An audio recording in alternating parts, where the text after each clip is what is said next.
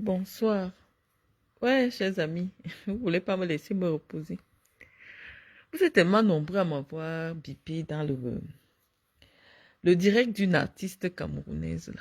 Amazon. Amazon. Je suis allée chercher pour voir qui c'était parce que je sais pas trop qui c'est. Je savais pas qui c'était.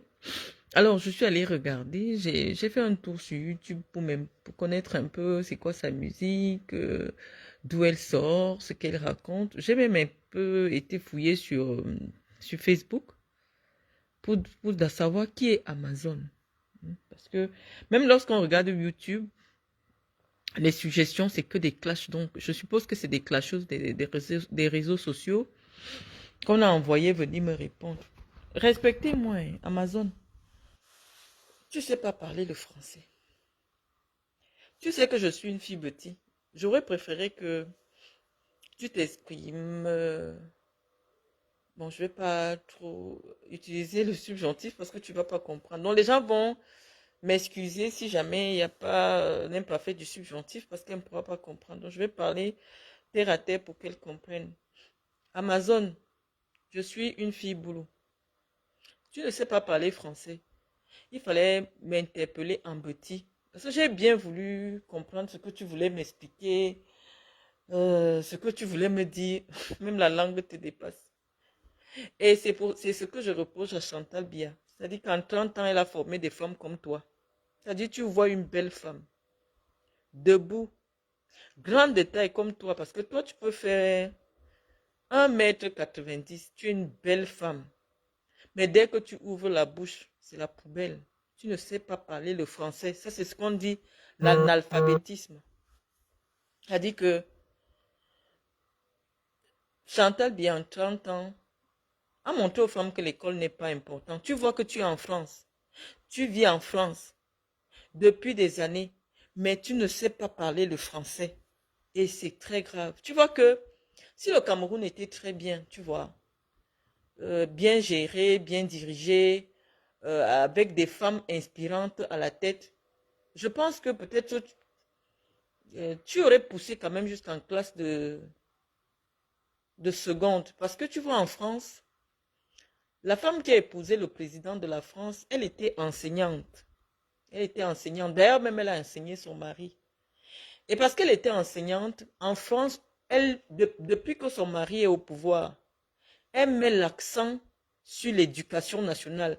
Elle met l'accent sur l'éducation des enfants. C'est-à-dire que chaque mois, on sort une nouvelle loi pour améliorer la qualité de l'école. Parce que la femme du président de la France, elle-même, elle a enseigné. Donc, elle connaît les problèmes des enseignants. Elle connaît ce qu'il faut pour que les petits-enfants qui vont à l'école en France soient mieux formés. Et la France insiste sur le fait que, avant l'âge de 16 ans, aucun enfant habitant en France n'a le droit de quitter l'école. Pourquoi? Parce que lorsque l'école fait sortir un enfant avant l'âge de 16 ans, il n'est pas différent d'un animal. Comme j'ai répondu à l'autre hier, tu n'as pas la raison. Tu es quelqu'un qui fonctionne avec l'intuition. C'est-à-dire que tu te lèves. Tu n'as même pas compris ce que vous veut dire. Tu viens déjà insulter mes diplômes. Ça, c'est la culture que Chantal Biya a apportée. C'est-à-dire que le fait qu'on se dise que oui, tu as le droit de ne pas avoir de diplôme, mais tu peux devenir ce que tu veux, a fait que le diplôme n'est plus respecté. Toi, tu peux venir dire que Malène, vous avez tes diplômes, tu as quoi? Quel est le docteur qui est au Cameroun, qui a quelque chose parce qu'il est docteur? Personne. Hubert Mononjana, le père de la philosophie camerounaise, il vient de mourir là. Il vivait comme un chien. C'est un intellectuel, le cerveau est rempli plein. Le cerveau était rempli, mais il est mort comme un rat. Nous, on dit qu'on ne veut plus ça, Amazon. Nous, on dit que dans un pays, on doit reconnaître le mérite.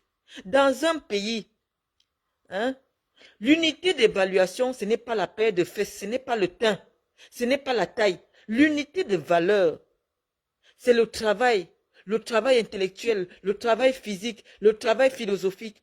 Et ce travail doit être récompensé. C'est pour ça que nous, on pense que vraiment, malheureusement, Chantal Biya vient nous trouver. Nous, en 2025, on aura 42, 43 ans. On estime que le Cameroun s'est trop amusé comme ça. C'est pour ça que nous on demande à Chantal Biya, à son mari, de nous libérer en 2025. Voilà tout mon problème. Chantal est belle. Oh. Chantal est comment? Ça ne me concerne pas. J'ai parlé à Chantal Biya parce qu'elle est la femme d'un homme politique. Et que quand on voit les retombées des 30 ans qu'elle a passé au palais sur les jeunes femmes, toi tu es l'exemple même que je devais prendre pour illustrer ce que nous on ne veut plus au Cameroun. Tu es une artiste.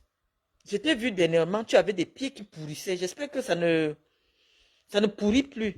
Parce que j'ai plus le temps d'aller bien regarder ton fil d'actualité. Moi, je suis méticuleuse. Hein. Voilà à quoi me sert mon doctorat. C'est-à-dire que même si j'ai affaire au chien, je vais lui expliquer comment le spermatozoïde de son père, chien, s'est formé, est entré dans le ventre de sa mère, chienne l'a créé. Donc, je commence à la base. C'est ça aussi le travail de quelqu'un qui est un peu dans la tête. J'ai dit que je ne vais pas vous négliger. Tu es une artiste au Cameroun dont les musiques participent à pervertir la jeunesse, à humilier les femmes camerounaises. Je viens de partager à mes internautes une de tes musiques. Le titre de cette chanson, c'est Il a mis le doigt. Anga furunyu, mwanga anga furunyu, danga nyumlunyu. Ceux qui ne sont pas bêtis, je vais leur expliquer ce que Amazon dit dans sa chanson. Elle dit que le gars a mis les doigts dans les fesses de la fille. Et quand il a mis les doigts dans les fesses de la fille, il a senti les fesses de la fille et les fesses de la fille sentaient mauvais. Amazon, est-ce que tu penses que dans un pays où on régule la morale, tes histoires massabilan, qu'elle fend l'anus, elle déchire l'anus, est-ce que tu penses que dans un pays où les gens craignent Dieu, ton genre de musique doit être diffusé à l'attention du public? Moi, je connais, j'ai travaillé à la CMCA. Je sais que tu sais ce que c'est. La Cameroun Marketing and Communication, la CRTV Marketing and Communication Agency. C'est là où on fait la promotion musicale. J'ai travaillé là-bas. Et quand les artistes venaient souvent payer leur promotion, je crois que de nombreux artistes, petits pays et autres, ils me connaissent parce que c'était mon bureau, l'Entumba Minka, tout ça. J'ai travaillé là-bas, à la porte 904. C'était mon premier lieu de service. Quand mon deuxième lieu de service, quand je travaille à la CRTV. Je vais te dire quelque chose. Quand le professeur Mendoza était directeur général de la CRTV, lui, c'était un homme qui craignait Dieu. On peut le juger, lui, c'est entre Dieu et lui. Mais c'était quelqu'un qui craignait Dieu. Il a sorti une décision selon laquelle toutes les musiques qui faisaient la promotion de la déviance morale ne devaient plus passer sur les chaînes de télé. Maintenant, Katino tombait sous le coup de cette décision du directeur général de la CRTV.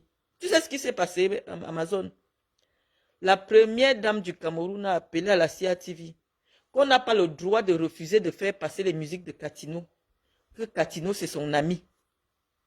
Donc, on était obligé de commencer à faire passer les musiques de Katino. Et les musiques de Katino, c'est quoi? Je n'ai pas envie de chanter ça parce que c'est de toi qu'il s'agit. Hein? C'est de toi qu'il s'agit. Mais je sais que c'est Katino qui t'a inspiré. Aujourd'hui, tu ne peux pas chanter autre chose que ce qui se trouve entre les jambes d'une femme et d'un homme. C'est-à-dire que ton cerveau refuse d'aller avoir l'inspiration ailleurs qu'entre les fesses des femmes.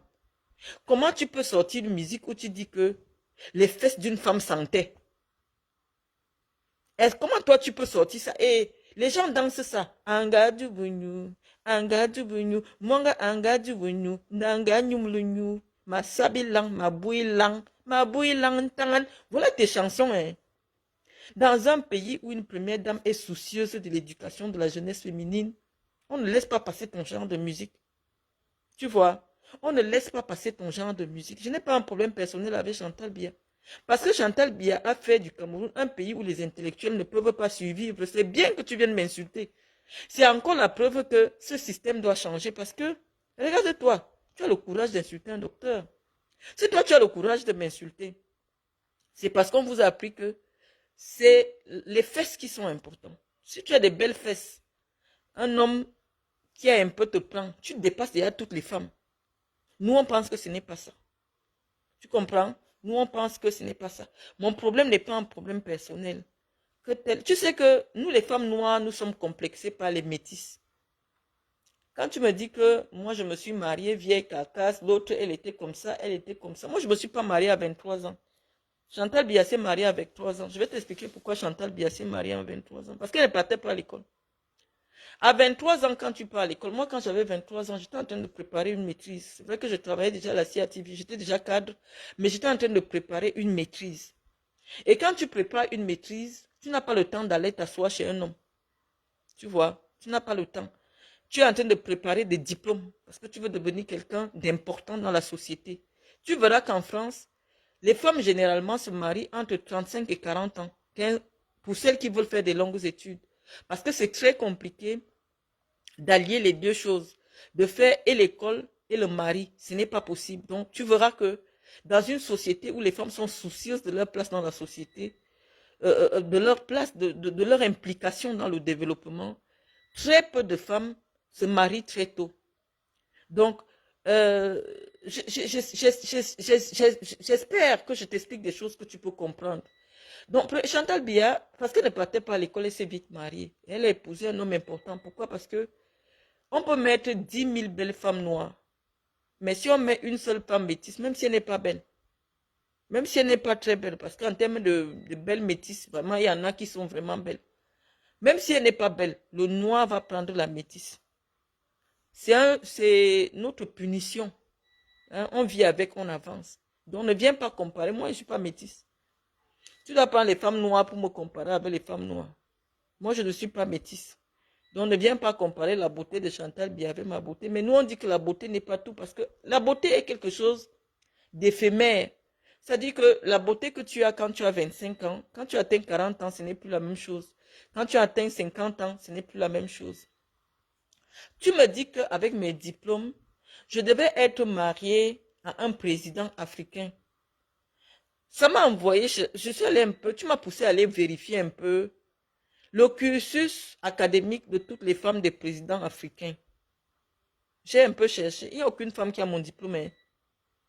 Je ne te mens pas. Si vous êtes là les internautes, si tu penses que il y a une femme d'un président qui a mon parcours académique, que les Blancs eux-mêmes, ils ont déjà certifié, c'est sur Wikipédia. Tu viens me dire, moi je n'ai pas vu. J'ai regardé de l'Algérie au Sénégal, du Sénégal en Afrique du Sud, il n'y en a pas. Généralement, je vais te dire ce qui se passe. Les femmes qui ont atteint mon niveau hein, d'instruction, c'est des femmes qui ne se marient plus. Personne ne veut les épouser. Parce que c'est des femmes à problème. C'est des femmes que tu dis A, elle dit A, B, C, D, E, F, G. Tu ne peux plus mentir à une femme pareille parce qu'elle devient comme un homme. Donc, toutes les femmes qui sont diplômées, là, regarde un peu au Cameroun. Toutes les femmes, on te dit que c'est les docteurs, c'est les machins, c'est les femmes célibataires. Hein. Donc, ne nous mélange pas dans vos affaires de chercher les hommes qui sont comme ça. Non. Les femmes qui ont atteint mon niveau sont des bonnes célibataires. Parce que pour elle, elle est l'égale de l'homme. Et le seul homme qu'elle peut épouser, c'est l'homme qui accepte que lui, il est l'égal de la femme. Si elle ne trouve pas l'homme qui accepte que la femme, c'est son égal, elle ne peut pas se marier. Donc, j'espère que tu me comprends. Au Cameroun, là, parce que les femmes que moi j'admire, c'est les Lisette et Lomon Tonga. Et Lomon Tonga, c'est le nom que sa mère lui a donné. Elle n'est pas mariée. Elle m'a enseigné le droit civil. Elle m'a enseigné c'est quoi le mariage. Elle m'a enseigné que quand un homme te fait comme ça, tu fais comme ça pour qu'il te paye l'argent, tu le traînes au tribunal comme ça, tu fais comme ça pour gagner. Hein? C'est ce que Elomon Tonga m'a enseigné. Elomon Tonga elle-même, elle n'est pas mariée. Donc je n'ai pas dit que Elomon Tonga, tout ce que tu m'enseignes là, que le mariage a fait comme ça, est-ce que toi-même tu es marié? Non, je ne lui ai pas demandé ça. Parce que je respecte son savoir. Je ne lui ai pas dit que toi-même tu viens parler du mariage, est-ce que tu es marié? Elomon Tonga m'a enseigné. Mais elle n'est pas mariée. Hein? Mais je respecte ce qu'elle est dans la société. Je respecte le diplôme que les Blancs lui ont donné, que voilà son grade. Je respecte ça. Et c'est pour ça que, parce que je veux ressembler à Elomon Tonga, je respecte Elomon Tonga et j'écoute ses conseils. Mais je ne dis pas qu'Elomon Tonga, est-ce que toi-même tu es marié? Elomon Tonga n'est pas marié. Je cherche d'autres femmes docteurs, je cherche d'autres femmes agrégées. Je ne vois pas, je ne vois aucune, je ne sais pas. Il n'y a que Catherine Abenondoa, parce qu'elle peut-être elle est pédiatre. Peut-être elle est mariée. Je ne sais pas, je n'ai jamais vu son mari. Je me dis peut-être qu'elle est mariée. Mais moi, je sais que toutes les femmes qui ont un grade académique élevé au Cameroun, la plupart, je dis que 95, 99% sont célibataires. Donc, ne nous amène pas dans les débats de mariage. Moi, je suis venu dans un continent ailleurs. J'ai eu besoin à un moment donné de stabilité dans ma vie. Comme tu sais, comme toi-même tu dis que j'ai chuté, il me fallait m'accrocher quelque part. Je me suis accroché dans un petit mariage. Quand tu dis que parce que je n'ai rien, j'ai le droit de parler. Amazon, si toi tu dis, regarde-toi un peu, hein, je ne sais pas. Peut-être que tu n'as jamais fait le tour sur ma page. Quand toi tu te regardes, tu me regardes. Si toi tu dis que moi je n'ai rien, toi tu es comment? Ça veut dire que tu es au sous-sol. Toi, j'ai un peu observé tes petites tâches. On te paye pour aller insulter d'autres personnes. Je sais que tu es le chien de garde de Lady Ponce. Peut-être tu veux changer. Hein, comme tu sais que maman Chantal peut aussi te repérer. Mais elle ne peut même pas te prendre. Parce que même parler français, tu ne sais pas. Guylaine Chapuis au moins se débrouille. Elle se débrouille. Quand tu viens me comparer à une femme comme Matezoa, Matezoa vivait ici en Europe. Elle n'est jamais allée à l'école. Donc je n'ai pas envie de revenir dessus. Elle a épousé un blanc qui était concierge dans une école. Concierge, c'est la personne qui ouvre, le gardien d'une petite école. Dès que le monsieur là est mort, elle ne vivait même plus avec lui. L'Europe dit que quand une femme perd son mari, l'argent que ce monsieur devait toucher à la retraite, c'est toi qui dois toucher ça. Elle a pris cet argent, elle est partie s'asseoir au Cameroun. La première partie des assurances qu'on a payées, elle s'est bâtie un toit. Amazon. Zoa, officiellement, à 50, combien? 50 ans. 50 ans, elle va avoir 51 ans. Le nombre d'années qui me sépare à Zoa est vraiment beaucoup. Si tu veux, tu crois que moi aussi, je suis parti à Kumba. Mais je sais que ma mère est née en 62. Et je suis le deuxième enfant de ma mère. Donc, je suis en train de te dire que Zoa, pour qu'elle devienne quelqu'un que toi tu prends en référence, il a fallu que son mari meure. Donc, pour que toi tu viennes me comparer à Zoa, attends que mon mari meure aussi. Tu as compris? On ne compare pas une femme qui vit avec la pension veuvage d'un blanc, d'un Suisse, avec une femme qui est mariée avec son mari bien. Quand tu dis que tu ne connais même pas ma vie, vous ne savez pas me clasher. Parce que vous ne me connaissez pas, je ne fréquente pas vos milieux. Moi, je suis mariée. Tu comprends? Je vis dans la maison de mon mari. J'étais venue au Cameroun parce que mon mari et moi, on voulait investir au Cameroun. On voulait faire des choses au Cameroun. J'ai mis sur pied une fondation. J'ai creusé des puits. J'ai envoyé des orphelins à l'école. J'ai mis des groupes électrogènes dans plusieurs villages de mon département. Tu comprends?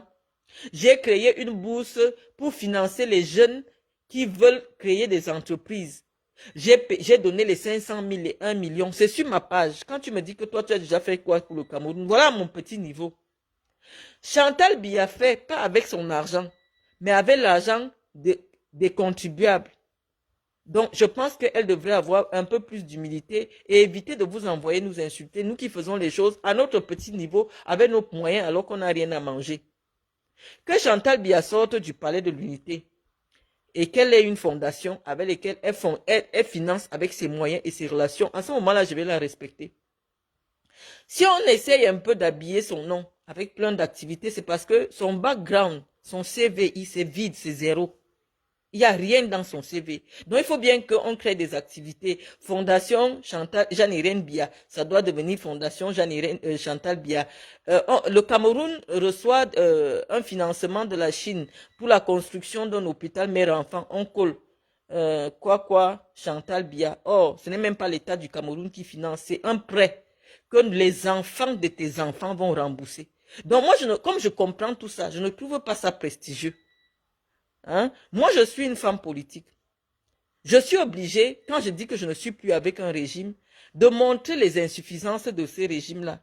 Et dans ma compréhension de ce qui me dérange, je vois que Chantal Biya au final, est un vrai problème pour le Cameroun. Parce qu'actuellement, son mari est très fatigué. Son mari est fatigué. En tant que femme réfléchie, elle doit dire à son mari que chérie, vraiment, les Camerounais nous ont aimés. Moi-même, ça fait 30 ans, je suis première dame. Toi, ça fait 41 ans que tu es là. Laissons les Camerounais passer un peu à autre chose. On a déjà beaucoup fait. Ce que nous, on pouvait faire, on ne peut plus rien leur proposer de plus. Parce que, regarde, depuis que tu es là, les Camerounais n'arrivent pas à avoir le courant à tout moment. Depuis que tu es là, les enfants dans les écoles sont assis par terre. Quand tu arrives au nord du Cameroun, il n'y a même pas les salles de classe. Ça veut dire que là-bas, c'est une usine à fabriquer les analphabètes. C'est-à-dire les régions les plus peuplées du Cameroun sont des usines à fabriquer les analphabètes. C'est-à-dire qu'il n'y a même pas les salles de classe là-bas. Pour qu'un enfant aille s'asseoir et apprendre à lire et écrire. Donc, elle doit dire à son mari que chérie, vraiment, en 30 ans, on n'a pas réussi à construire des écoles à l'extrême nord, au nord. On n'a pas réussi à construire des hôpitaux. Vraiment, laissons un peu les Camerounais tranquilles. Moi, j'aime la belle vie. Allons un peu à Genève, on vit là-bas, on les laisse tranquilles. Voilà mon problème avec Chantal Biya. Donc, mon problème n'est pas personnel. Je sais que j'ai raté. Et j'ai raté pourquoi? Parce que notre pays, on a institué la médiocrité. Tout ce que tu as décrit là, Chantal Biya, c'est l'image même de la médiocrité. Hein? En principe, une femme de président, elle rencontre un président soit dans les colloques, soit dans des réunions des présidents. C'est pour ça que tu vas voir, même si un président se remarie, son épouse sera soit une journaliste politique, parce que les journalistes politiques suivent les hommes politiques partout dans leurs activités. Ou alors, elle sera attachée, elle sera dans les services centraux de l'État, un genre. Parce que quand tu es président, le genre de femmes que tu regardes, elles sont aussi à un niveau. On ne descend pas trop en bas, là, aller chercher en bas, en bas. Tu peux pas chercher trop en bas, là, c'est que tu vas entraîner toutes les femmes vers le bas. Parce que les femmes vont s'arrêter là où toi tu t'es arrêté, là, pour dire que non, quand tu es belle, tu es mince, tu es brune, ça va. Tu peux rencontrer ton président. Mais on vous dit que dans la vie où les gens ne sont pas sorciers comme au Cameroun, quand tu es déjà président, les femmes même qui ont accès à toi, c'est aussi un autre niveau de femmes. Hein? C'est parce qu'il y a la sorcellerie au Cameroun. Où on dit aux gens que non, cherchez l'étoile, cherchez ceci, cherchez la femme qui porte le génie 41, cherchez. C'est-à-dire qu'on est déjà dans des logiques sectaires. Ce n'est plus ce qui est humainement compréhensible. On est déjà dans d'autres choses. On est déjà dans la sorcellerie. Parce qu'il n'y a que la sorcellerie pour que quelqu'un qui a un certain rang descende pour venir au sous-sol chercher les gens. Ce n'est que la sorcellerie. Dans la vie normale, ce n'est pas possible. Tu comprends un peu? Dans la vie normale, quand on dit que quelqu'un qui a ses deux yeux, non, tu ne peux pas. Ce n'est pas possible. Donc, nous, on dit que ce n'est pas un exemple. C'est pour ça que je ne me fie pas à cela. En tant que femme politique, je dis que je suis dans l'opposition et j'ai ma façon de faire ma politique. Je n'ai pas encore de parti. Parce que bientôt, même moi, je vais démissionner du RDPC. Je n'ai pas encore de parti, je suis encore dans le RDPC. Bientôt, je vais démissionner. Moi, je parle dans le sens politique. Je n'ai pas un problème de personne avec elle. Je lui ai répondu dans le sens politique pour dire que maman Chantal, si tu veux que je l'appelle maman, parce qu'elle ne peut pas m'accoucher, c'est pour ça que je l'appelle Chantal. Elle et moi, on n'a pas un grand écart d'âge. Que vraiment, 30 ans première dame, c'est beaucoup. Laisse un peu les Camerounais comme ça. En 2025, il n'y a que toi qui parles maintenant à ton mari. Dis-lui de laisser les Camerounais tranquilles. Voilà mon seul problème. Je ne sais pas pourquoi ça vous dérange. Vous sortez partout. Je vous ai dit, petit comme grand, celui qui vient appeler le nom d'un Mvutu, je vais te répondre. Si vous savez que je ne suis personne, moi je suis resté ici. Même ma mère, quand tu vois ma mère m'envoyer un message, c'est que c'est faux. Mais quand elle ne peut rien me dire, je vais vous capturer l'écran. Comme elle sait qu'elle ne peut pas parler, elle m'a seulement envoyé un signe de non, non, non, pour dire qu'elle n'est pas d'accord avec mon message. Ça veut dire que je te jure que, si tu vois que c'est arrivé même dans le téléphone de ma mère, ça veut dire que j'ai fait fort. Quand quelqu'un ne représente rien, quand quelqu'un est une échouée, quand quelqu'un est tout ce que vous décrivez là, quand la personne parle, vraiment, ne vous attardez même pas, ne lui répondez même pas. Je te jure que si j'écrivais et que je vois que personne ne me répond, je n'allais plus jamais écrire. Je n'allais plus jamais écrire, ça veut dire que je ne représente rien. Mais dès que je tousse, c'est tous les radios du Cameroun qui ont parlé de moi.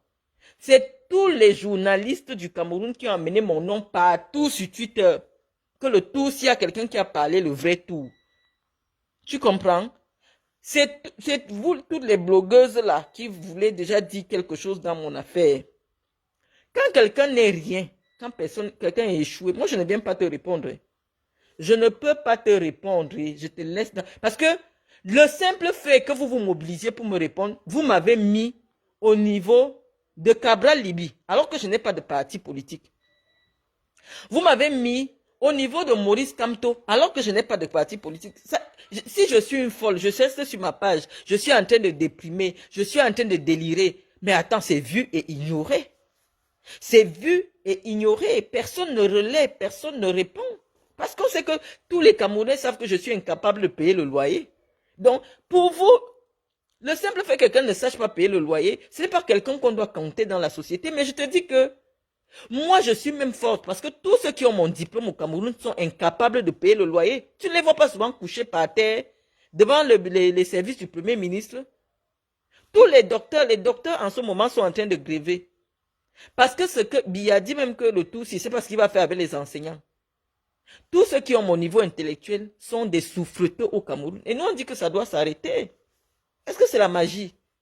Si vous avez la puissance d'aller revoter le président, faites votre campagne. Moi, je suis libre de dire que le tout, si je suis dans l'opposition.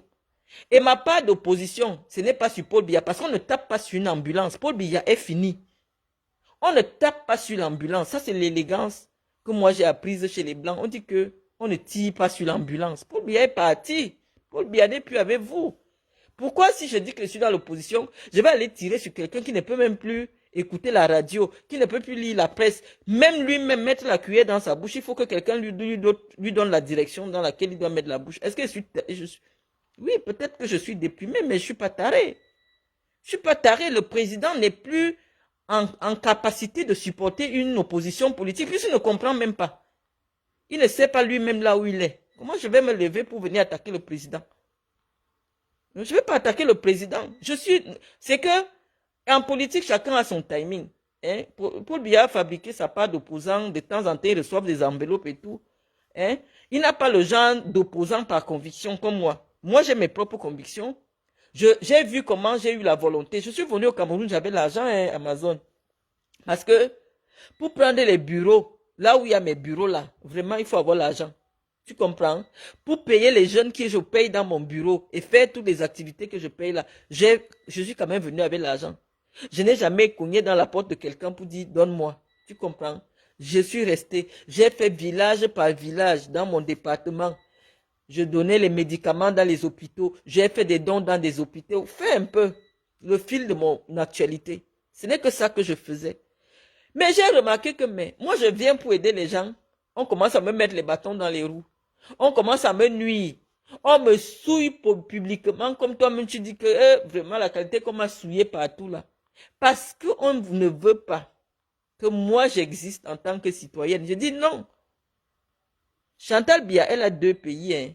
C'est Dieu qui lui a donné. Elle est française et elle est camerounaise. Si maintenant ça cuit au Cameroun, elle va vous dire qu'elle ne s'appelle pas Chantal Biya. Comme Sylvia Bongo avait dit, elle dit qu'elle s'appelle Sylvie Valentin. C'est là que vous allez connaître le vrai nom de Chantal Biya. Elle va vous dire que moi, je ne m'appelle pas Chantal Biya. Elle va vous sortir son vrai nom. Avec ses papiers français et vous n'allez pas nier. Donc, moi, je suis en train de dire qu'étant donné que moi, je n'ai qu'un seul pays, ça me fait mal que c'est à l'étranger que je peux dormir tranquille. Personne ne vient me mettre dehors et casser ma maison et me filmer et me mettre sur Internet. Je dis que ce n'est pas normal, que c'est dans le pays de quelqu'un d'autre, que mes enfants peuvent aller à l'école en sécurité, il y a tout, il y a tout, il y a tout, il y a tout. Quand nous on vient ici en Europe, on voit ça, on a mal au cœur. Parce que quelqu'un qui n'a pas connu l'exil ne peut pas aimer son pays. Il faut un peu sortir de ton pays. Parce que les Camerounais, quand ils sont au Cameroun, là, le matin, ils se lèvent, ils voient le jour, la nuit arrive, ils partent se coucher. Ils ne connaissent pas l'importance d'avoir son pays. C'est parce que tu as vécu à l'étranger que tu connais l'importance d'avoir ton propre pays. Tu comprends, Amazon? Moi, j'ai tellement vécu longtemps en exil. J'ai été ailleurs. J'ai vu comment les gens, les politiques, réfléchissent pour améliorer les conditions de vie de leur population. Mais quand tu vois les gens à Essos, tu vois la route, tu vois comment les gens boivent l'eau de la mare, c'est-à-dire les êtres humains vivent comme des animaux. Même si c'était Mendoza qui était au pouvoir, j'allais insulter. J'allais lui dire, sors du pouvoir. Sors du pouvoir. Tu es en train de tuer les gens. Tu vois j'ai amené quelqu'un dernièrement à l'hôpital. Tu vois une maman avec l'enfant et te dit qu'elle n'a pas 5 000 francs. 5 000 pour soigner son enfant. Amazon, quand tes pieds pourrissaient, je crois que ça continue à pourrir parce que je ne sais pas ce qu'on t'avait lancé. Parce que la force de toujours vouloir mettre ta bouche dans les choses qui ne te concernent pas, les gens t'ont lancé la pourriture aux pieds. Amazon, dans le pays où tu vis, ici en France, tu sais que quand quelqu'un est malade, il montre seulement une petite carte. On finit de le soigner, il est bien. En temps normal, Chantal Biya, que tu soutiens, devait dire qu'il faut une mutuelle. C'est une simple mutuelle. Elle dit à son mari, structurons une mutuelle pour les artistes. Parce qu'il y a les exemples. Regarde Jean Bikoko, il est mort malheureux. Regarde tel, il est mort malheureux. Alors que j'adore la musique, alors que j'aime danser sur la musique. Moi-même, je chante déjà. Ma fille chante. Donc, j'adore les musiciens. Faisons tout pour encadrer les musiciens, pour aider les musiciens. Elle devait se battre pour qu'on prenne l'argent. Hein? C'est-à-dire, on crée un fonds de solidarité pour les artistes. Je vais te prendre un exemple. Tu vois ici en France, dans chaque mairie, il y a ce qu'on appelle la caisse, la caisse sociale, la caisse d'action sociale, le CCAS. C'est-à-dire que dans toutes les mairies, il y a un petit bureau que quand c'est déjà chaud sur toi, que le tour, si c'est le vrai tour, tu entres dans le bureau là tranquillement, personne ne te voit. On va te donner et les tickets restaurant et les petits médicaments, même si tu es sans papier. Ça, c'est les choses que nous, on vient ici, on voit. Mais nous aussi, on a envie de partir dans notre pays et refaire la même chose. Mais dès qu'on descend là-bas, eux, ils nous sortent la carabine pour nous chasser seulement. On dit non. Ce n'est pas normal que quelqu'un qui a 2 nationalités vit tranquillement dans mon pays. Moi qui n'ai qu'une seule nationalité, je n'arrive pas à vivre dans mon pays. Je dis que ce n'est pas normal. Vous voulez chasser les gens de leur propre pays? Hein? Vous voulez chasser les gens de leur propre pays? Même quand tu ne payes pas le loyer. Si Chantal était une femme qui se souciait de ce que le régime de son mari soit bien, elle allait veiller à ce que, quand on veut chasser quelqu'un d'une maison, tu sais comment ça se passe ici en France? La préfecture te trouve une solution d'hébergement. On ne prend pas une femme seule avec son enfant, un petit enfant, on le laisse dehors, non. Ils créent des centres d'accueil pour personnes sans abri. Ça veut dire que quand on finit de te casser là, on dit que oui, il sort. Mais on te trouve une place. C'est ce qu'on appelle le respect de la dignité humaine. On ne demande pas aux gens, allez la casser et vous la filmez et vous la mettez sur Internet, alors que je n'ai jamais rien fait. Je n'ai jamais parlé de toi. Je ne parle pas de la politique. Je ne fais que faire le tour des villages chez moi pour payer, pour donner les remèdes, pour creuser les puits, pour envoyer les enfants à l'école. Voilà tout ce que je faisais quand j'étais au Cameroun. Donc, même si je suis fini, le peu d'argent que j'ai eu, j'ai amené au Cameroun pour aider les gens. Tu comprends? Et j'ai des amis qui continuent et qui veulent continuer à m'aider pour que j'aide les gens. Voilà tout ce que je fais. Mais je viens gronder parce que moi, je suis né comme je suis né. C'est-à-dire que j'ai la puissance. Que tu le veuilles ou non, quand c'est moi qui prends la parole, ça arrive. Même comme Paul Biya, il est conscient 2 heures par jour. Ma parole va arriver dans ses oreilles dans les 2 heures qu'il sera conscient là. Il va écouter. C'est pour ça que j'ai pris la parole. Tu comprends? Donc, pour te dire que vous êtes... le pouvoir au Cameroun, comme j'ai dit, c'est un pouvoir mystique. C'est-à-dire que il n'y a rien de logique. Toi, tu es une grande artiste. Tu chantes partout, mais tes pieds sont en train de pourrir. Et le ministre ne peut même pas t'appeler pour dire que l'État va te faire un bon pour que tu te soignes gratuitement dans ton propre pays. Tu es quand même une artiste. Tu traînes tes pieds pourris partout. Tu fais les directs pour supplier les gens pour qu'on t'aide. J'avais entendu que c'est Lady Ponce qui t'avait aidé dernièrement pour soigner tes pieds. Est-ce que tu trouves que c'est normal que c'est une autre artiste qui paye pour que tu puisses te soigner? Ce n'est pas normal. Nous, le diplôme ne sert à rien. Mais le diplôme nous sert à avoir pitié de toi alors que toi tu nous insultes. Tu vois, c'est ça qui n'est pas bien avec le diplôme. Donc s'il fallait que je n'aille pas à l'école, j'allais dire que je ne pars pas à l'école. Parce que l'école te fait avoir pitié des gens qui ne t'aiment pas. Parce que vous ne m'aimez pas. Mais je ne comprends pas pourquoi j'ai pitié de vous. Pourquoi vous me faites mal au cœur? Quand je vois une artiste comme toi, parler le français, tu n'arrives pas. Parler français, ça veut dire que l'État du Cameroun ne t'a même pas donné les rudiments. Hein? Même pour savoir écrire, faire une demande d'aide. Si on te donne un papier là maintenant, je te pose 500 000. Je dis, écris-moi une demande d'aide. À la première phrase, tu vas t'arrêter parce que tu ne sauras pas écrire. Et ça fait mal. L'illettrisme au Cameroun, c'est un fléau. Tu vois une femme comme toi, tu es belle, mais quand tu ouvres la bouche, c'est comme tu as mangé la souris. Ce n'est pas bon. Tu vois, ce n'est pas bon. Donc, voilà mon combat. J'essaie de t'expliquer ça d'une manière terre à terre, hein, dans le niveau où tu peux comprendre. Je dis que ce n'est plus normal. Au Cameroun, quand une femme part accoucher, il faut que l'État prenne en charge au moins seulement, hein, les frais d'accouchement. Il y a des filles, tu vois, parce qu'elles ne peuvent pas avoir 10 000 pour aller accoucher. Elles accouchent au bord de la route. On dit que dans un pays qui est riche de son sol, de son sous-sol, comme le Cameroun, ce n'est pas possible. Continuer à être complice de ce régime, c'est être criminel. C'est être criminel. On ne peut pas continuer à être complice. Moi, je ne suis personne, je ne suis rien. Donc, je ne comprends même pas pourquoi ça vous dérange. J'ai vu les éditos, comment envoyer, et les journalistes, les Sismondi, Balev, Bidjoka. Sismondi, Balev, Bidjoka, toi, tu vas m'appeler mademoiselle. C'est pour ça que je t'ai publié mon mariage religieux. Tu comprends? Tu m'appelles mademoiselle Mvoutousela et tout. Ce n'est pas parce que vous me dénigrez que vous allez altérer la véracité ou la pertinence de mon propos. La seule chose à faire quand vous voulez neutraliser quelqu'un, c'est de faire vu et ignorer. Ne parlez même pas de moi, que je m'agite, que je dise que Paul Biya est ceci, que je dise cela. Si vous parce que c'est vous qui êtes en train de faire la publicité de mes propos. C'est vous qui faites la promotion de mon image. Mais les autres Africains vous regardent, ils disent que, mais attendez, ces gens sont comment? Vous dites que la fille, si c'est du n'importe quoi, mais elle est la une de tous les journaux. Elle est dans l'édito de toutes les émissions radio. Qu'est-ce qui se passe? Et je vais te redire à toi, Sismondi, ce que j'ai dit dernièrement, c'est que quand un homme commence à dénigrer une femme, c'est qu'il a les problèmes avec sa virilité. Ce n'est pas moi qui l'ai dit. Toi, tu n'es pas un homme. Donc, je reviens avec Amazon pour dire à Amazon que tu as dit que si moi je parle encore de Chantal Biya, toi tu vas parler de moi. Ça veut dire que rien que le fait que toi tu me mettes au niveau de Chantal Biya, j'ai gagné mon combat.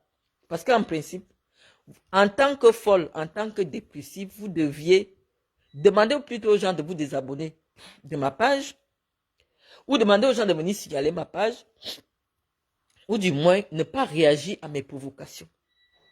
C'est comme ça qu'on neutralise des gens qui ne servent à rien dans une société. C'est-à-dire que elle dit quoi? Parce que, mais quand tu vois, déjà même toi, tu as parlé là. Demain, tu vas voir, personne ne va dire que Amazon a dit ceci à Marlène. Parce que chaque chef d'édition sait que toi, tu ne vaux pas Marlène. Tu comprends? Quand toi, tu parles, un journaliste ne peut pas s'asseoir pour venir écouter Amazon Matendal sur le plan de la connaissance politique. On ne peut pas t'entendre. Donc toi, tu peux broyer tous les jours. Pour me répondre, aucun journaliste ne va écrire que Amazon a répondu ceci à Marlène. Non, parce que les journalistes, ils savent que pour la crédibilité de leurs médias, on ne peut pas mettre Marlène sur la même ligne que Amazon, Matendal. Tu comprends un peu? Actuellement, quand on écrit mon nom, on colle mon nom avec Chantal Biya. On prend ma photo, on met ma photo collée à Chantal Biya. Ça veut dire que les journalistes camerounais ont décidé que Marlène Mvoutou est au niveau de Chantal Biya. Parce que si toi tu es au quartier, tu parles de Chantal, aucune presse ne va prendre la photo de la première dame du Cameroun. Toi-même, tu dis que la première dame du Cameroun. Moi, aujourd'hui, dès que tu tapes Google, tu vas voir les photos de moi, ma tête collée avec Chantal. Ça veut dire que les Camerounais ont décidé que le Tutsi, Marlène Mvoutou, est à étudier. Tu comprends? Que Marlène Mvoutou, quand elle parle, on prend la photo d'une première dame. C'est comme si on prend la photo de qui, je ne sais même pas. Pour te montrer un peu le degré. C'est comme si on prend la photo de Chantal, on colle avec la photo de Nathalie quoi. Tout le monde va être choqué.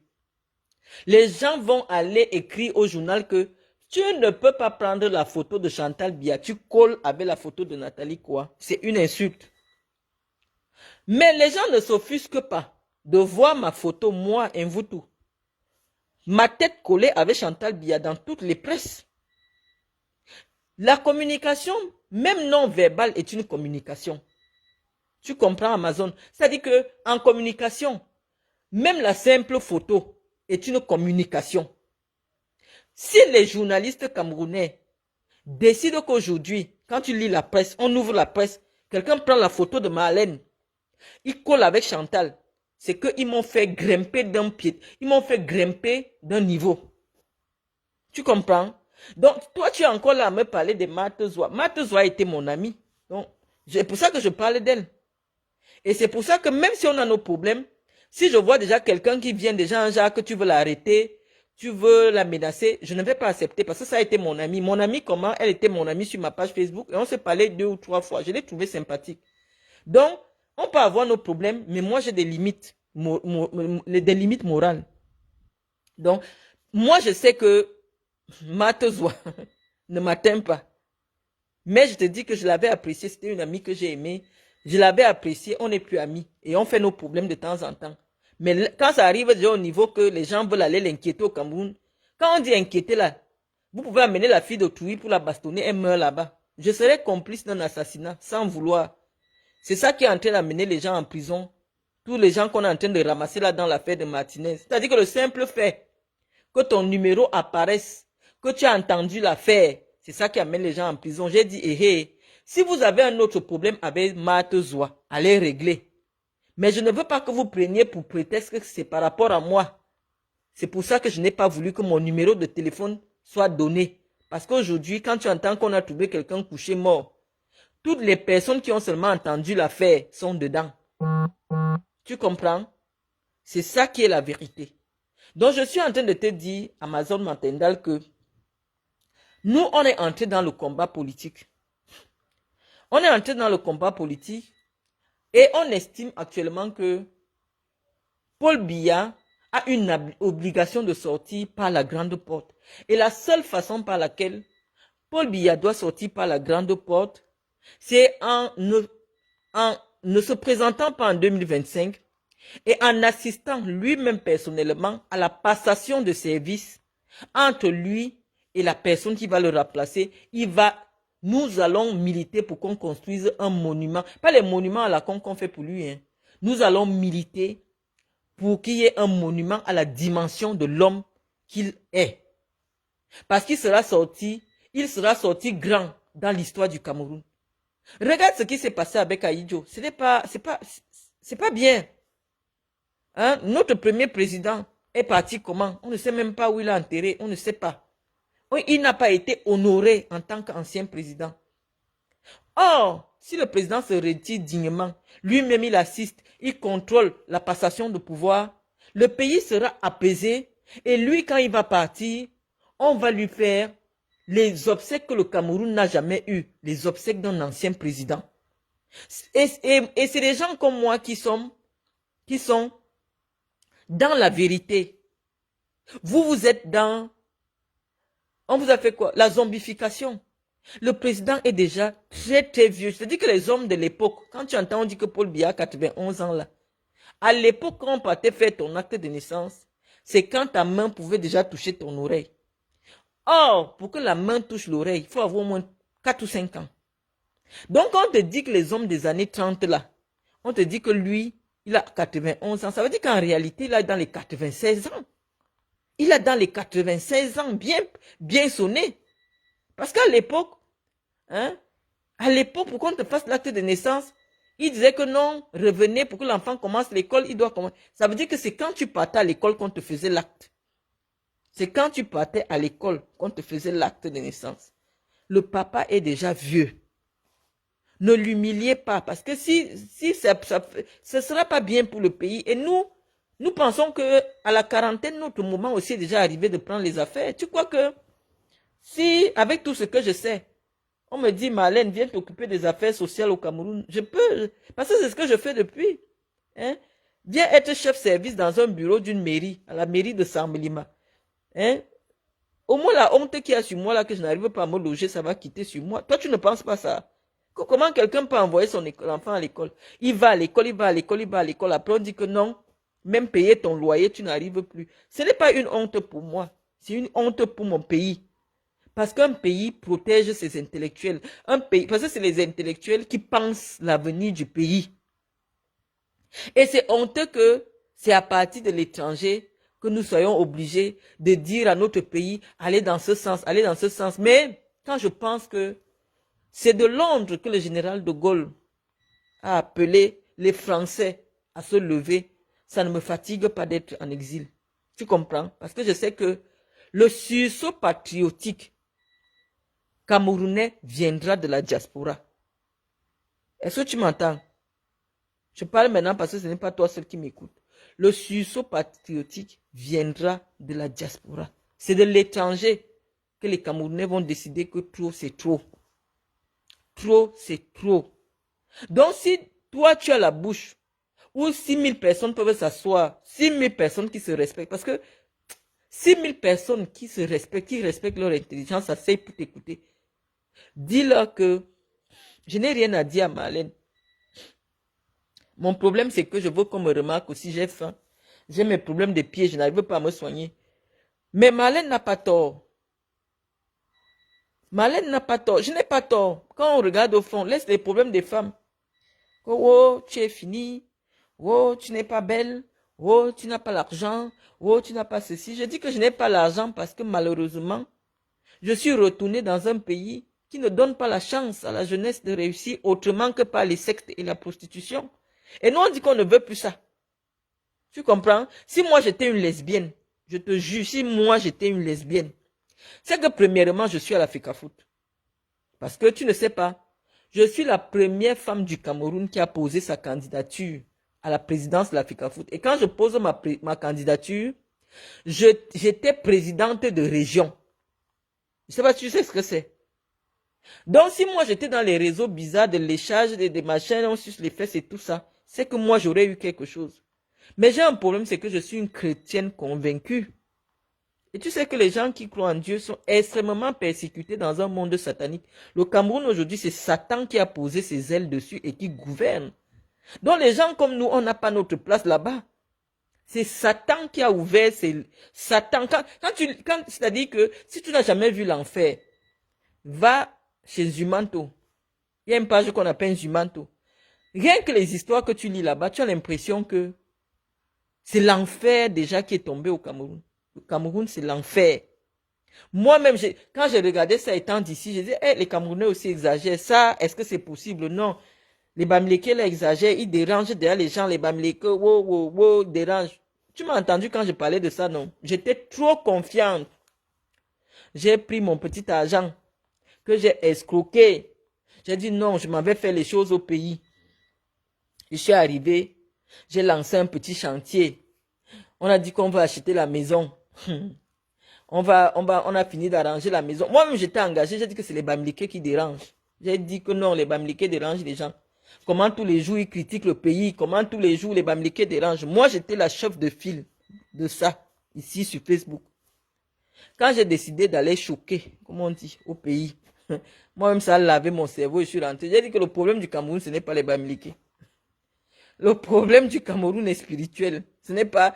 On ne peut plus limiter le débat et dire que non, c'est les Bami qui dérangent, ils exagèrent. Non, ce n'est pas ça. C'est que quand toi-même, ça te touche, quand tu lis l'heure en vrai, tu rentres, tu dis que non. C'est irresponsable de continuer à soutenir un tel régime. C'est irresponsable. C'est-à-dire que quand tu penses à toi-même, tu penses à ta famille, tu ne peux pas supporter le régime Biya. Ça veut dire que même devant Dieu, tu vas aller répondre. Je passe là à Essos, comme j'ai dit tantôt.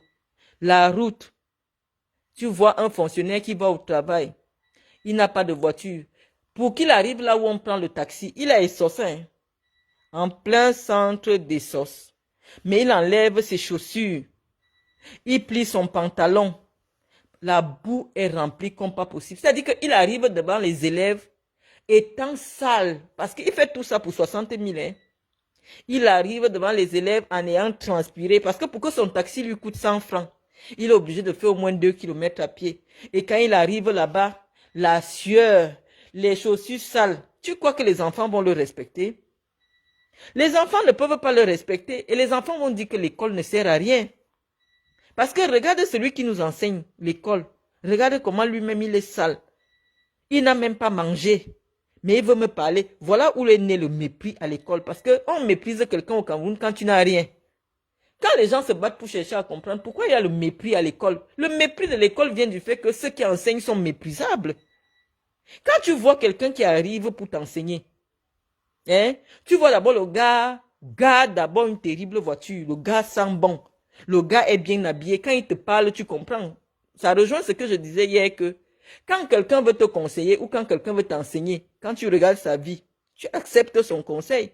Mais comment quelqu'un va venir te dire que l'école est bien? Lui-même, il a faim. Tu vois, ses lèvres sont fendues, il n'arrive pas à manger. Tu ne vas pas écouter ce qu'il te dit. Voilà, si on met les enseignants à un niveau comme les gens de l'armée, si les enseignants vivent bien au Cameroun, les gens vont les respecter et le respect va revenir à l'école. Moi, je vais te prendre mon exemple. Quand j'étais en deuxième année de droit, j'ai eu un très jeune professeur qu'on appelait Narcisse Mouele Kombi.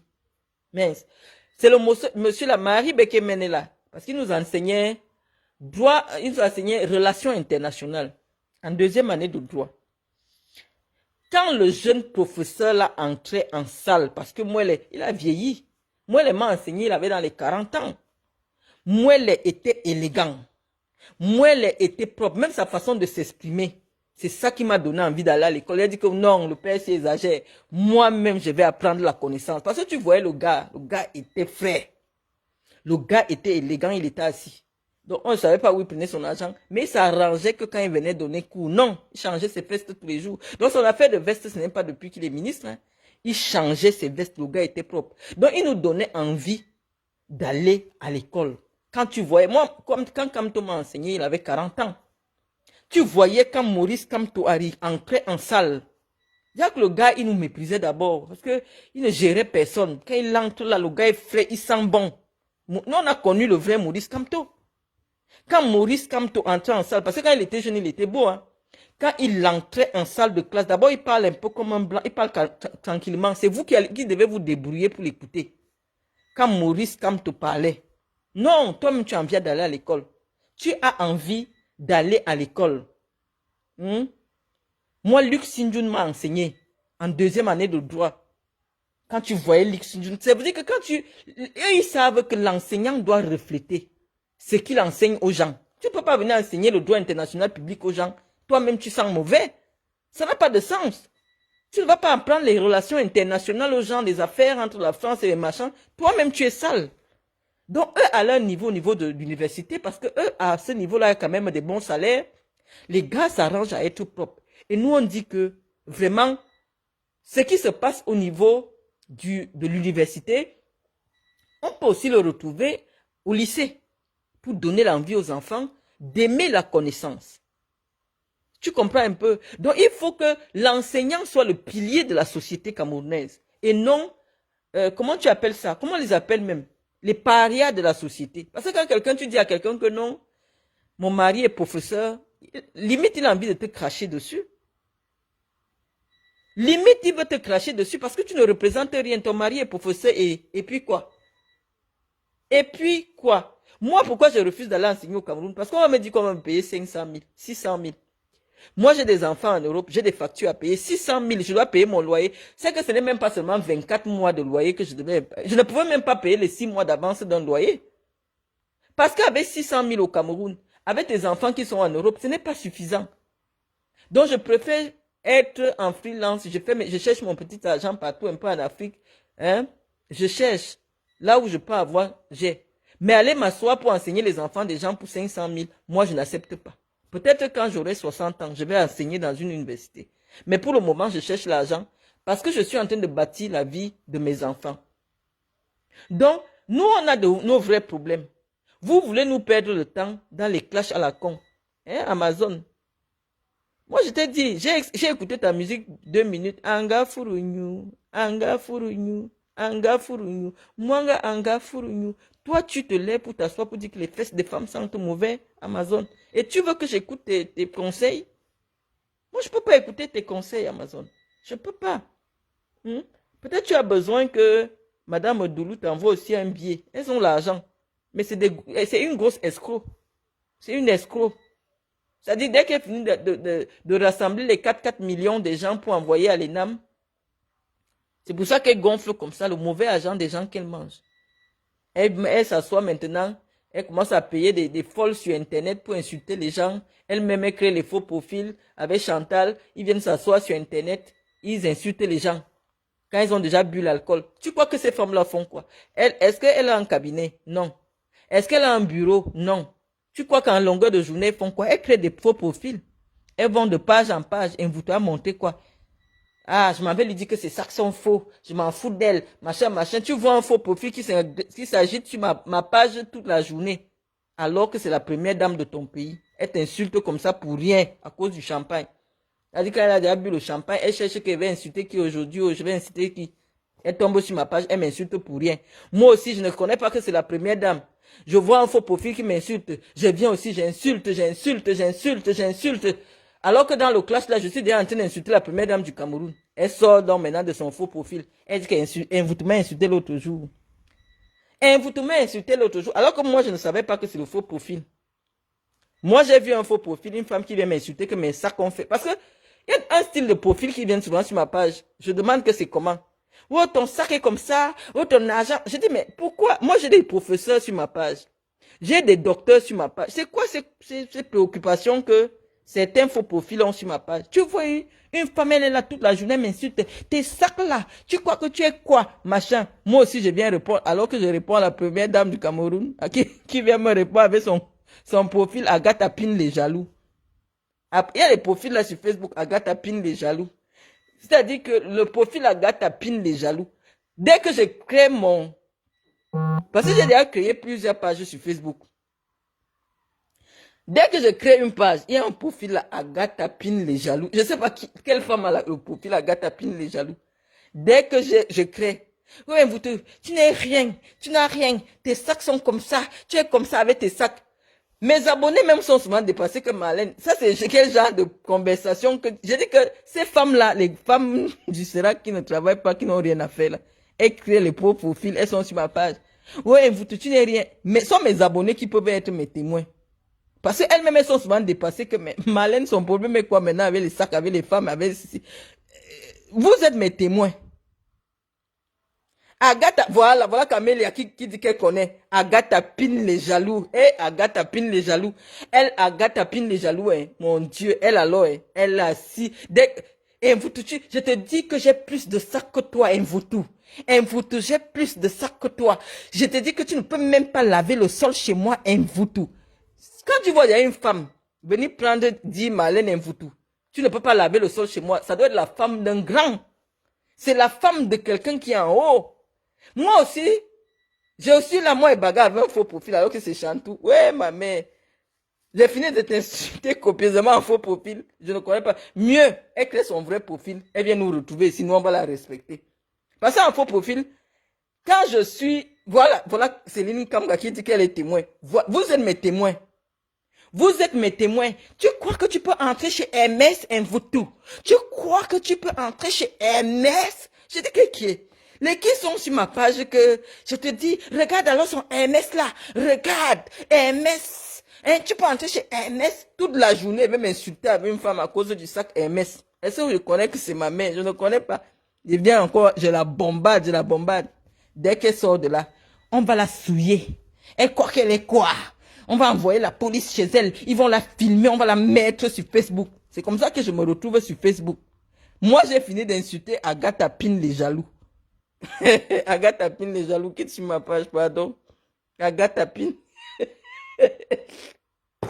Agatha Pin les jaloux, quitte sur ma page. Parce que moi, quand je te réponds parce que je sais que tu as un faux profil. Voilà BP de Gosse qui connaît le projet là. Agatha Pin les jaloux. Et Agatha Pin les jaloux. Dès que je publie seulement quelque chose, Agatha Pin les jaloux vient s'asseoir. Mvutu, tu es quoi? Tu peux entrer. Quand une femme me demande déjà, moi, Mvutu, que est-ce que tu peux entrer chez Hermès?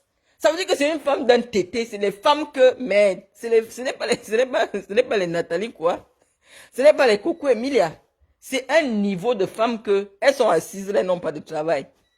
Elles s'ennuient chez elles, elles viennent m'insulter. Donc c'est comme ça que mes problèmes avec les mamans là ont commencé. Moi je ne savais pas, j'ai insulté les faux profils. Je ne savais pas que c'était leur profil. Je ne savais pas que c'était leur profil.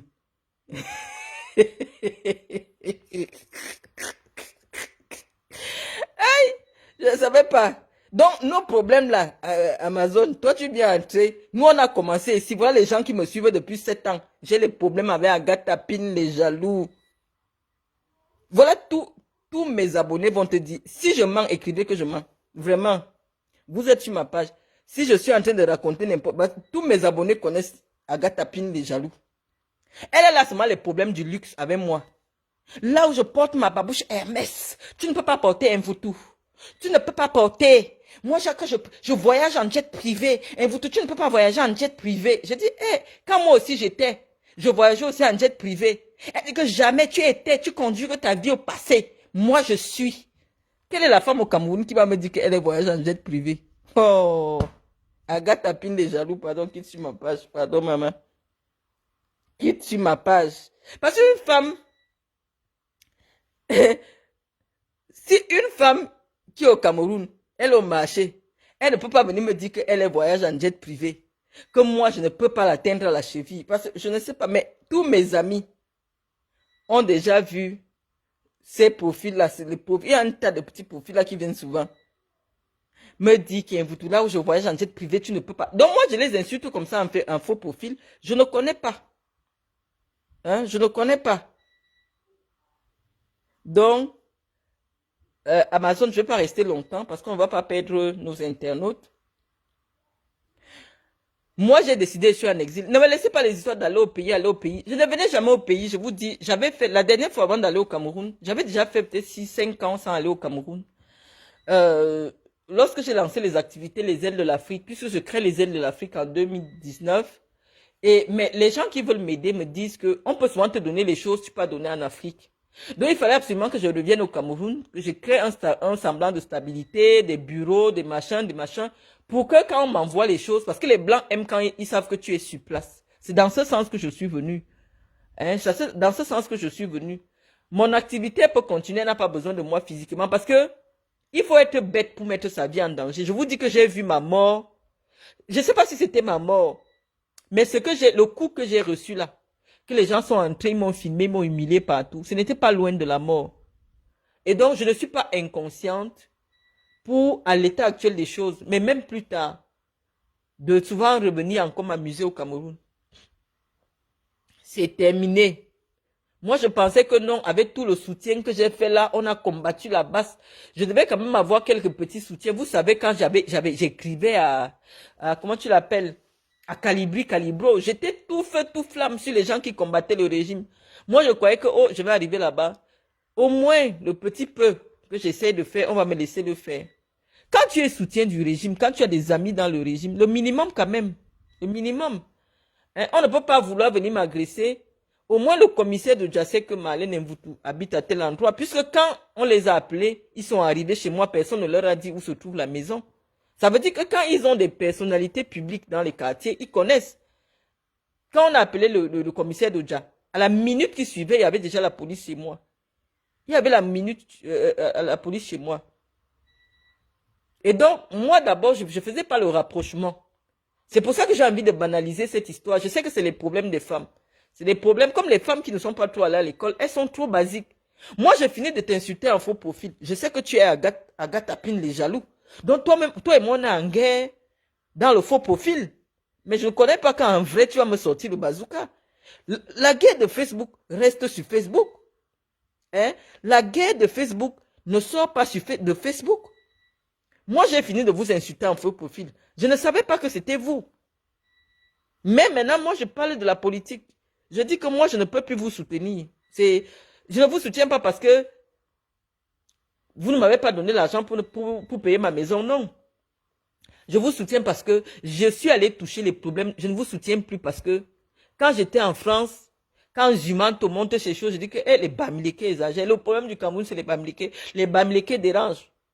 On doit tous les chasser même du Cameroun. Mais moi-même, je suis arrivé, j'ai vu Ce n'était pas des Bamileke. Je suis allé voir dans les villages des Boulous. Je suis arrivé dans les villages des Boulous du département de Paul Biya. J'ai pleuré. J'ai vu la misère des gens du département de Paul Biya. J'ai dit, ça ne peut plus continuer. Mieux, on donne même à un Bamileke. Parce que le Bamileke sait que nous, on n'est pas ses frères. Donc, il va tout faire pour développer notre village. Parce que s'il ne nous développe pas, nous, on ne va pas voter pour lui. Donc, le tout, si 41 ans, c'est beaucoup. Parce que nous savons chez nous que quand c'est un Boulou qui est au pouvoir, il sait que nos votes lui sont acquis par le simple fait que le Boulou ne trahit jamais son frère. Donc, il va nous traîner par terre. Il va prendre tous nos pères, toutes nos élites. Il va jeter en prison. Il sait que personne ne va se rebeller pour dire que, mais bien, tu as pris tes petits frères ici au village, que tu les amènes déjà à Yaoundé devenir les gens. Te voilà, maintenant tu reviens. Tu as fini de les enfermer dans les prisons. Quand on parle comme ça, est-ce que vous vous souvenez même encore d'Ababa? Est-ce que vous vous souvenez d'Ababa Polycarpe? Un gars brillant. S'il y a 200 jeunes du Djaï Lobo qui travaillent au ministère des Finances, aux impôts, c'est ce brillant homme du Djaï Lobo qui les a mis aux impôts. C'est ce brillant homme du Djaï Lobo qui on appelle Abba Polycarpe qui a mis au moins 300 jeunes aux impôts.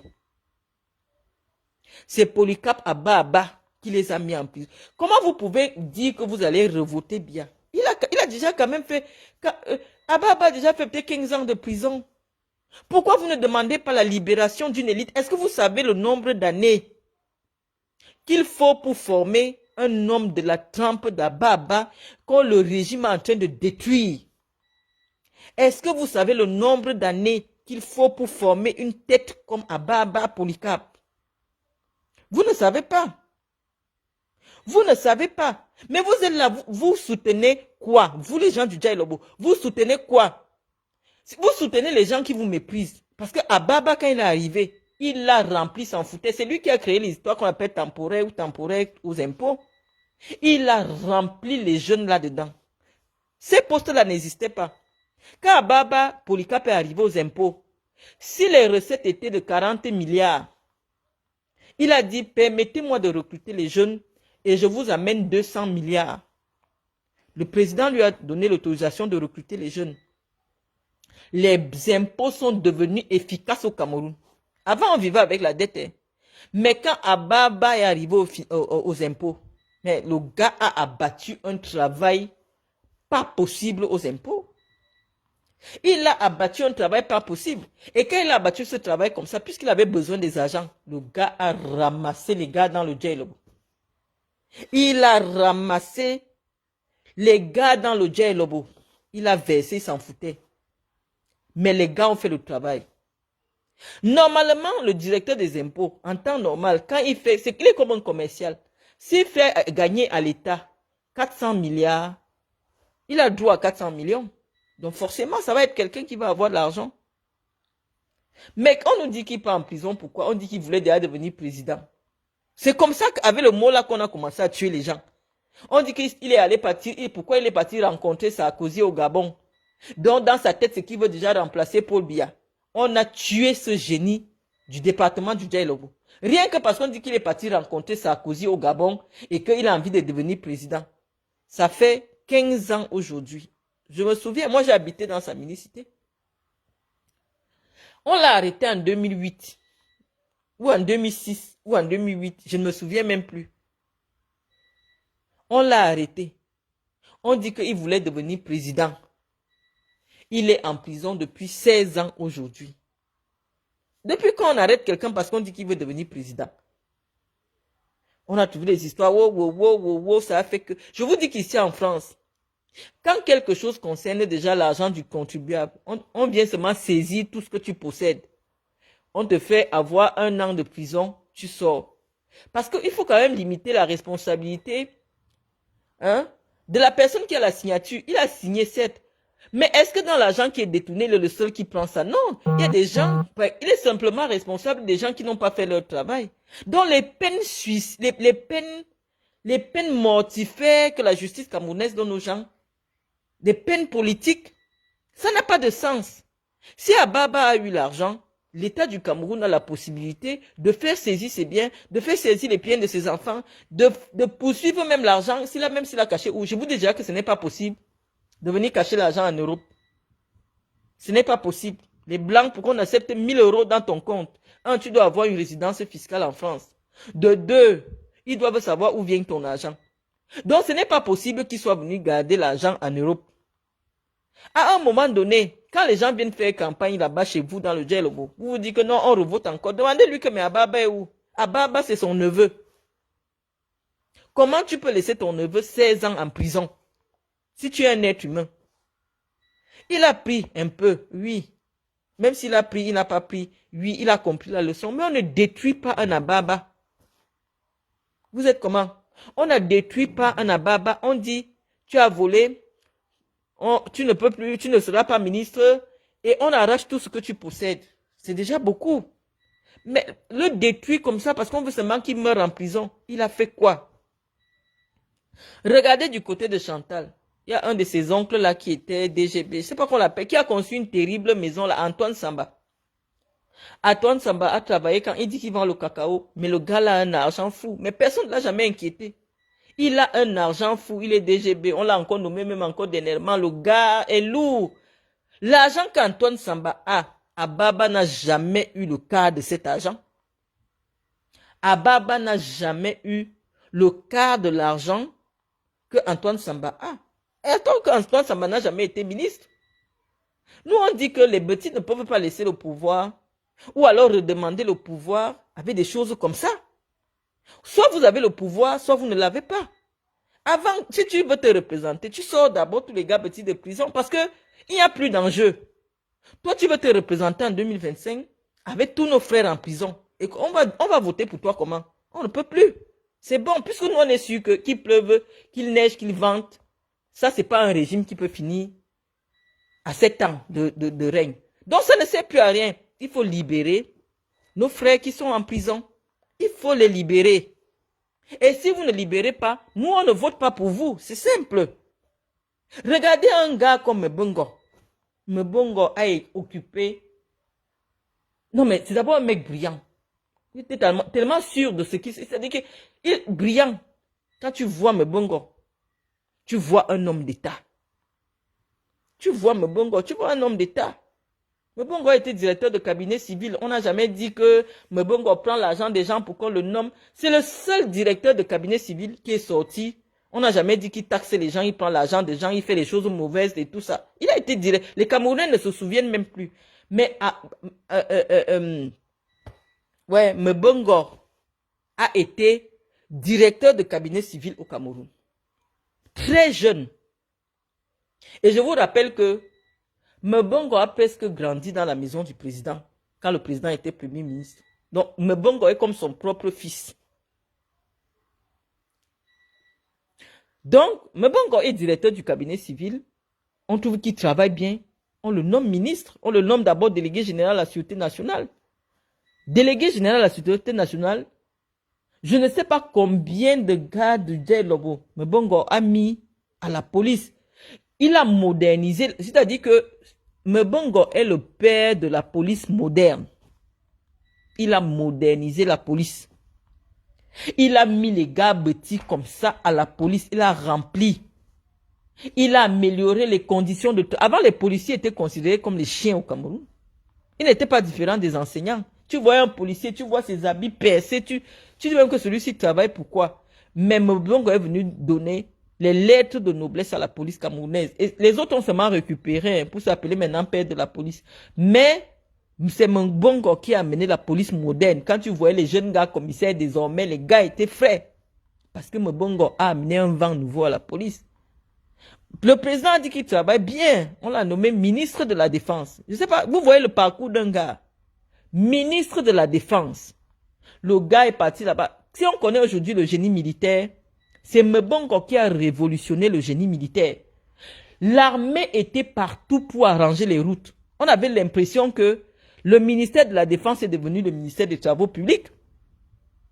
Le ministère de la Défense je dis qu'il a révolutionné le ministère de la Défense. Il a bien travaillé.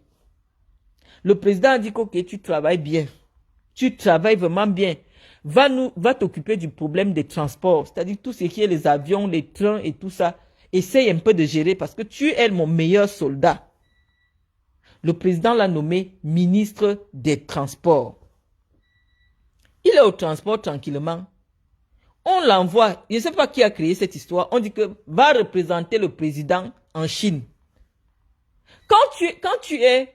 Chez les Occidentaux ou chez les Asiatiques, quand un ministre arrive en tant que représentant de chef d'État, ça veut dire que tous les honneurs qui devaient être réservés au président sont réservés à son représentant. C'est comme ça que les Chinois et les Européens comprennent la chose.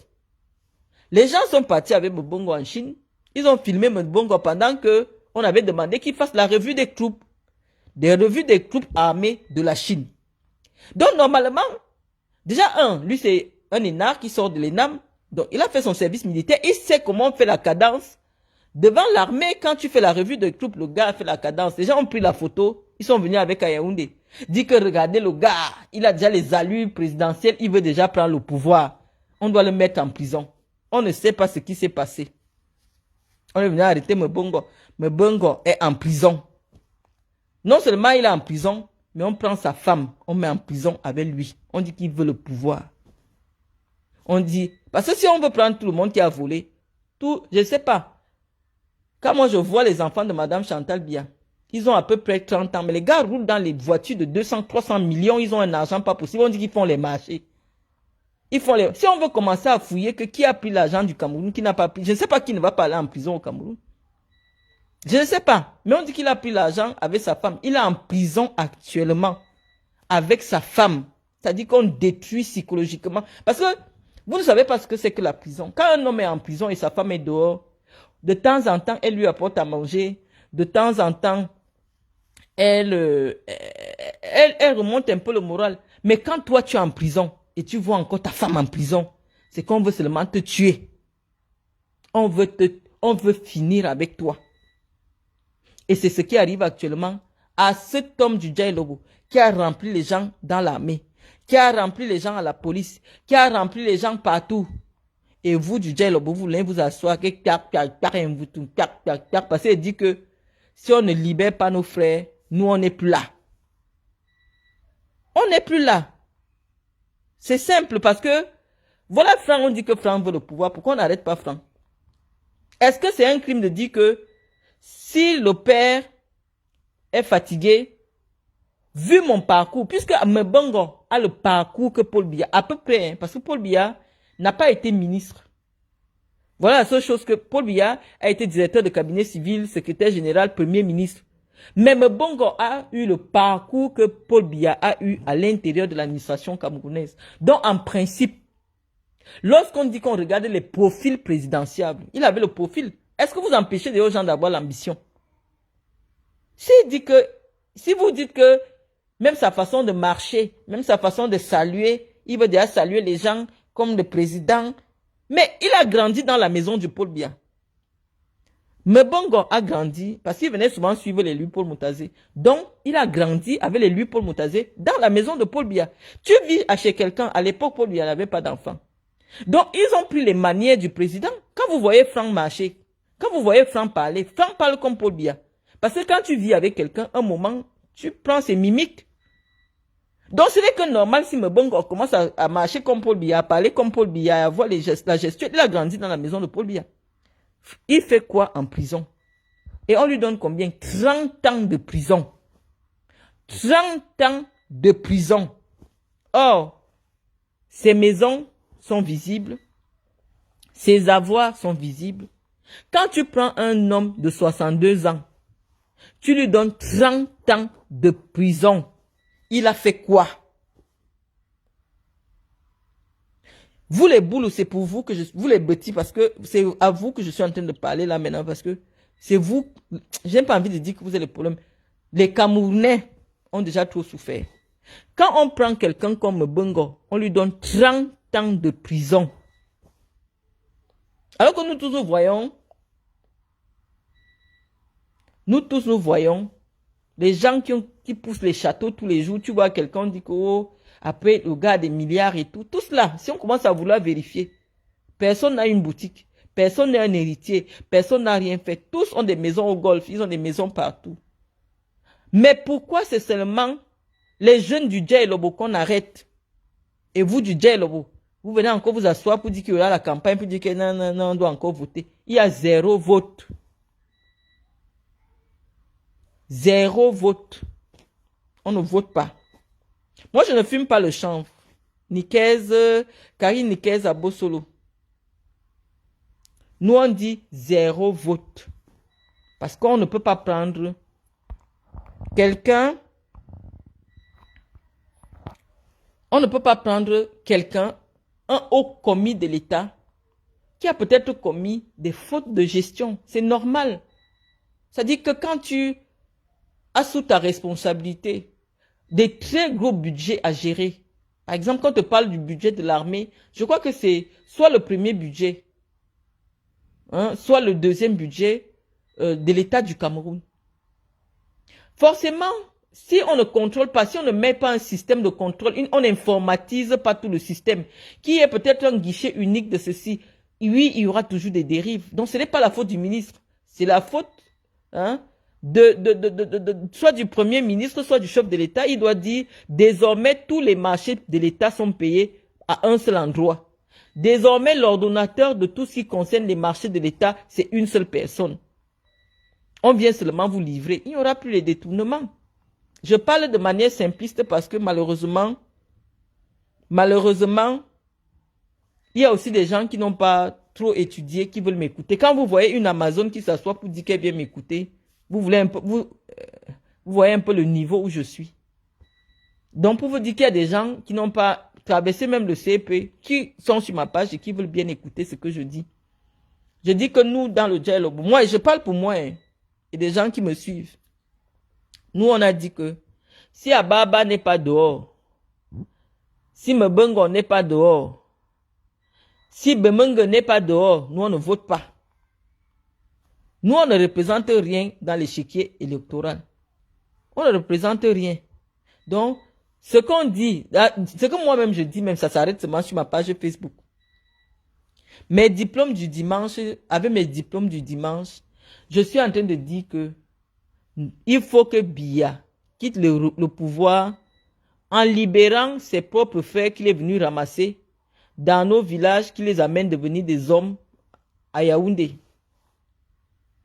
Il les amène devenir des hommes à Yaoundé, il en a fait des prisonniers. Nous on dit qu'on n'est pas d'accord. C'est simple. Tu viens ramasser les enfants des gens dans les villages, tu dis que oh, je vais faire de vous des grands hommes. Maintenant c'est devenu des prisonniers. Nous on dit qu'on n'est pas d'accord. On n'est pas d'accord et ce n'est que normal. C'est ça la politique. Tu ne peux pas venir ramasser les plus valeureux parmi nous pour dire que oui, je vais faire de vous des hommes. Et aujourd'hui, les détruire leur vie. Détruire leur vie et tu reviens au village pour dire qu'on doit encore faire que tu sois président. Non, on n'accepte pas. C'est aussi simple que ça. Je parle pour moi, hein. Je dis que je n'accepte pas. Ceux qui vont accepter, vont accepter. Ceux qui vont accepter, vont accepter. Je parle pour moi. Je ne parle pas pour les autres. Moi, on dit que je suis devenue folle. On dit même que je fume déjà le chanvre. On dit que je fais la dépression parce que je n'ai pas où dormir. Je dors dans un coin de rue. Mais je suis devenue comme quelqu'un, on dit, né de nouveau. Il ne fallait pas que je revienne au Cameroun.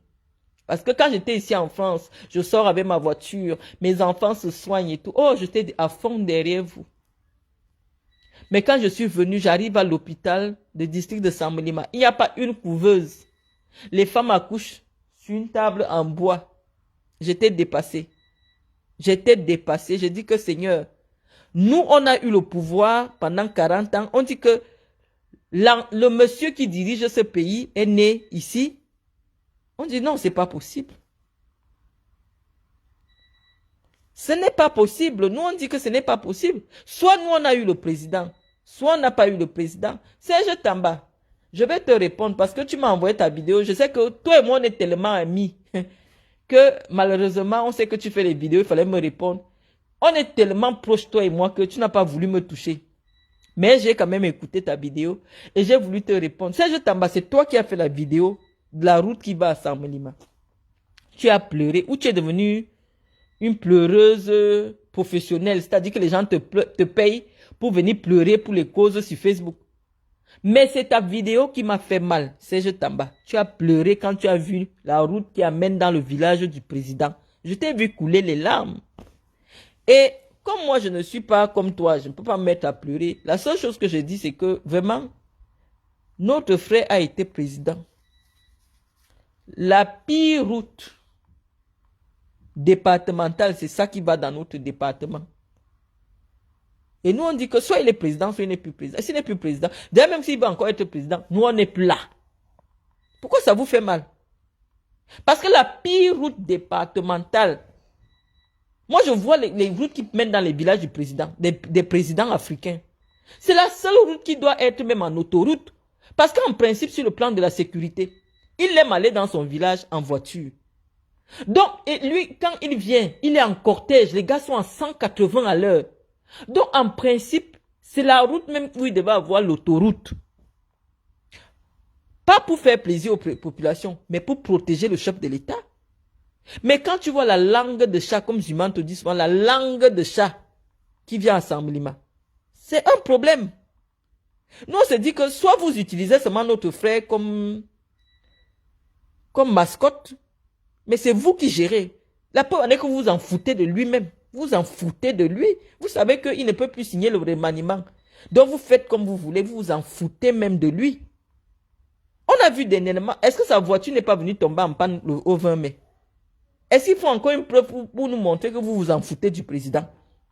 Comment la voiture du chef de l'État peut tomber en panne en plein 20 mai? Hein? Est-ce qu'il faut encore des signes pour montrer que l'homme ne gère plus rien? Il n'y a pas la route pour aller dans son village. Quand vous allez faire vos obsèques nationales, vous allez passer où? Vous allez dormir où même? Vous connaissez même le Samelima, vous connaissez le Djaïlowo. Vous savez ce que c'est que accueillir les obsèques d'un président? Est-ce que vous savez ce que c'est que un président meurt et vous devez accueillir les gens qui vont venir du monde entier?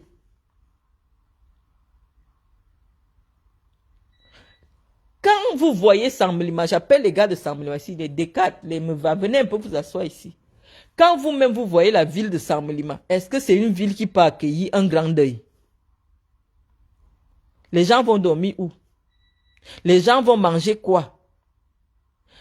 Ça veut dire que l'embouteillage qu'il y aura, parce que la route est tellement petite, l'embouteillage qu'il y aura, l'enterrement c'est fini, les gens ne seront pas arrivés à Samelima. Donc, au moins si vous ne voulez pas aider les Camerounais, commencez quand même à préparer qu'il y aura bientôt un grand deuil chez vous. Parce que vous montez, vous descendez, il y aura un grand deuil chez vous. Il y aura un grand deuil. Même si vous montez, vous descendez, il y aura le grand deuil chez vous. Vous allez enterrer l'homme le plus important d'Afrique actuellement. Vous là-bas, vous les gens de Samelima. Parce que quand tu arrives à Samelima, rien qu'à l'entrée, et Wovioy. Commencez même à préparer, non, le grand deuil. Parce qu'il y aura un grand deuil. Il n'y aura pas la place pour dormir. Il n'y aura pas la place de parking. Il n'y aura rien. Lui, il sera déjà parti. La honte, ce sera sur vous. Mais je sais que vous n'avez pas honte. Parce que vous êtes des zombies. Regardez la ville qui va accueillir les chefs d'État d'Afrique, les chefs d'État d'Europe. Ça veut dire que même Macron sera là-bas. Vous savez ce que c'est que le deuil d'un président? Est-ce que vous savez ce que c'est que les obsèques d'un président? Et pas n'importe quel président. Parce que ce ne sera pas n'importe quel président qu'on va enterrer. Ce sera l'homme qui a battu tout le Highlander. L'homme qui a battu tous les records. C'est lui que vous allez enterrer là-bas. Donc il n'y aura pas la place. Commencez au moins à rendre votre village là à la dimension de l'événement que inéluctablement vous allez organiser. C'est-à-dire que même si vous voulez, que vous le vouliez ou non, cet événement, au moins c'est celui-là qui va arriver. Vos Jeux olympiques, parce que ce sera pire que les Jeux olympiques. vos Jeux olympiques arrivent. Commencez à préparer les Jeux olympiques. Ça ne va pas se passer à Bolova. Ça va se passer là à Samulima et à Muyumesala. Donc, que vous le vouliez ou non, ça doit se passer là-bas. Donc, en principe, commencez à préparer. Donc, laissez-nous dire que nous, on fait la politique. Commencez à préparer au moins que bientôt, dans 10 ans, parce que le président va mourir même à 100, même à 105 ans, même à 110 ans. Dites que vous, que dans 10 ans, mettez même l'échéance dans 10 ans, quand il va terminer le mandat que vous allez lui donner en 2025. Ce sera dans 10 ans. Commencez à préparer parce que les travaux qu'il faut à Samulima pour organiser les obsèques de Paul Biya, ça doit durer 10 ans. Samulima n'est pas encore à la dimension d'accueillir les obsèques de Paul Biya. Vous savez même qui est Paul Biya? Vous savez même qui est cet homme-là? Je dis que c'est l'Afrique, c'est l'Asie. Les gens vont partir de partout pour venir enterrer ce monsieur. Et votre village, je ne sais pas, n'est pas à la dimension. Donc, comme vous savez qu'il y a encore au moins 15 ans, il va vivre dans 15 ans, commencez encore à faire les travaux pour qu'au moins dans 15 ans, le village de Paul Biya ressemble au village qui va accueillir les obsèques à la dimension de cet homme-là. Donc, est-ce qu'il sera encore là pour choisir? Parce que maintenant, c'est l'État du Cameroun. Quand tu as servi l'État au niveau de Paul Biya, ce n'est plus toi qui décides de là où on t'enterre. Parce que Paul Biya ne s'appartient plus. Vous comprenez? Quand celui qui me dit que non, il va dire qu'on l'enterre en Suisse, non. Dès qu'il est couché là, il ne s'appartient plus. Il devient le problème de l'État du Cameroun. Parce que si on peut enterrer les petits policiers avec le drapeau du Cameroun, les petits ministres avec les drapeaux du Cameroun, avec des policiers des officiers qui sont aux ordres et tout, imaginez-vous ce que c'est que, ce que seront les obsèques d'un président. Donc, moi je vous dis, vous les gens de Samulima là, que votre village n'est pas encore à la dimension de l'homme que vous allez enterrer un jour. Votre village là n'est pas encore à la dimension. Donc, commencez au moins à construire les petits hôtels, à arranger. Parce que les gens vont partir de partout. Assemblement. Dès qu'il y a seulement un petit deuil d'un petit fonctionnaire, il n'y a même plus où dormir. Les gens commencent à chercher ce qu'ils vont manger. Dès qu'il y a un petit directeur de l'administration centrale, là, il n'est même pas directeur de l'administration centrale. Dès qu'il y a un petit directeur qui meurt là, parce qu'à Samulima, oui, les ministres, c'est les anciens ministres qui décèdent. Il n'y a pas encore eu un ministre en fonction qui décède. Donc, vous n'avez même pas encore su ce que c'est que les obsèques d'un ministre en fonction. Généralement, c'est les anciens ministres. Il a été ministre il y a 20 ans, il a été ministre il y a 10 ans. Mais vous n'avez même pas encore eu les obsèques d'un ministre en fonction. Pour que vous ayez un peu l'idée de ce que ça peut représenter. Donc, commencez au moins à arranger ce village, cette ville, pour qu'elle soit la dimension de l'événement qui est inéluctable, qui va arriver à Samulima. Parce que les gens vont partir de partout. On va dire, hey, les gens, si ont eu le pouvoir pendant... Vous dites qu'ils ont eu le pouvoir, ils ont eu le pouvoir pendant 50 ans. On dit, ah, et il n'y a même pas la route. Et il n'y a même pas l'eau. Il n'y a même pas l'hôtel. Il n'y a rien. On dit que non, il n'y a rien, c'est comme ça. Donc, ce sera la honte pour vous. Et comme les Camerounais vont partir de partout pour venir voir, vous allez attendre même encore 200 années pour que les Camerounais acceptent encore qu'un boulot soit président un jour. Parce qu'on va savoir que vous là, ça ne vaut pas la peine. C'est-à-dire que la bonne charité commence par soi. Si toi-même, tu n'arrives pas à arranger là où tu dors, tu vas arranger la maison de qui, en fait?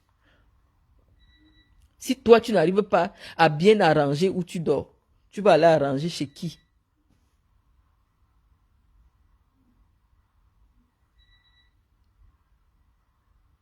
Donc,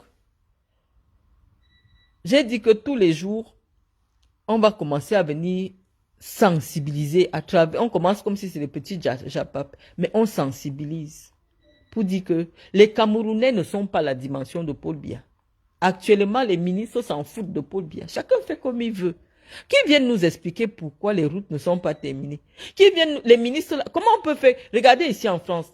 Dès qu'il y a quelque chose qui bloque, il y a remaniement. Dès qu'on voit qu'un ministre, il a voulu passer une loi, ce n'est pas passé. Ou alors la loi qu'il propose ne convient pas aux Français. On le remplace.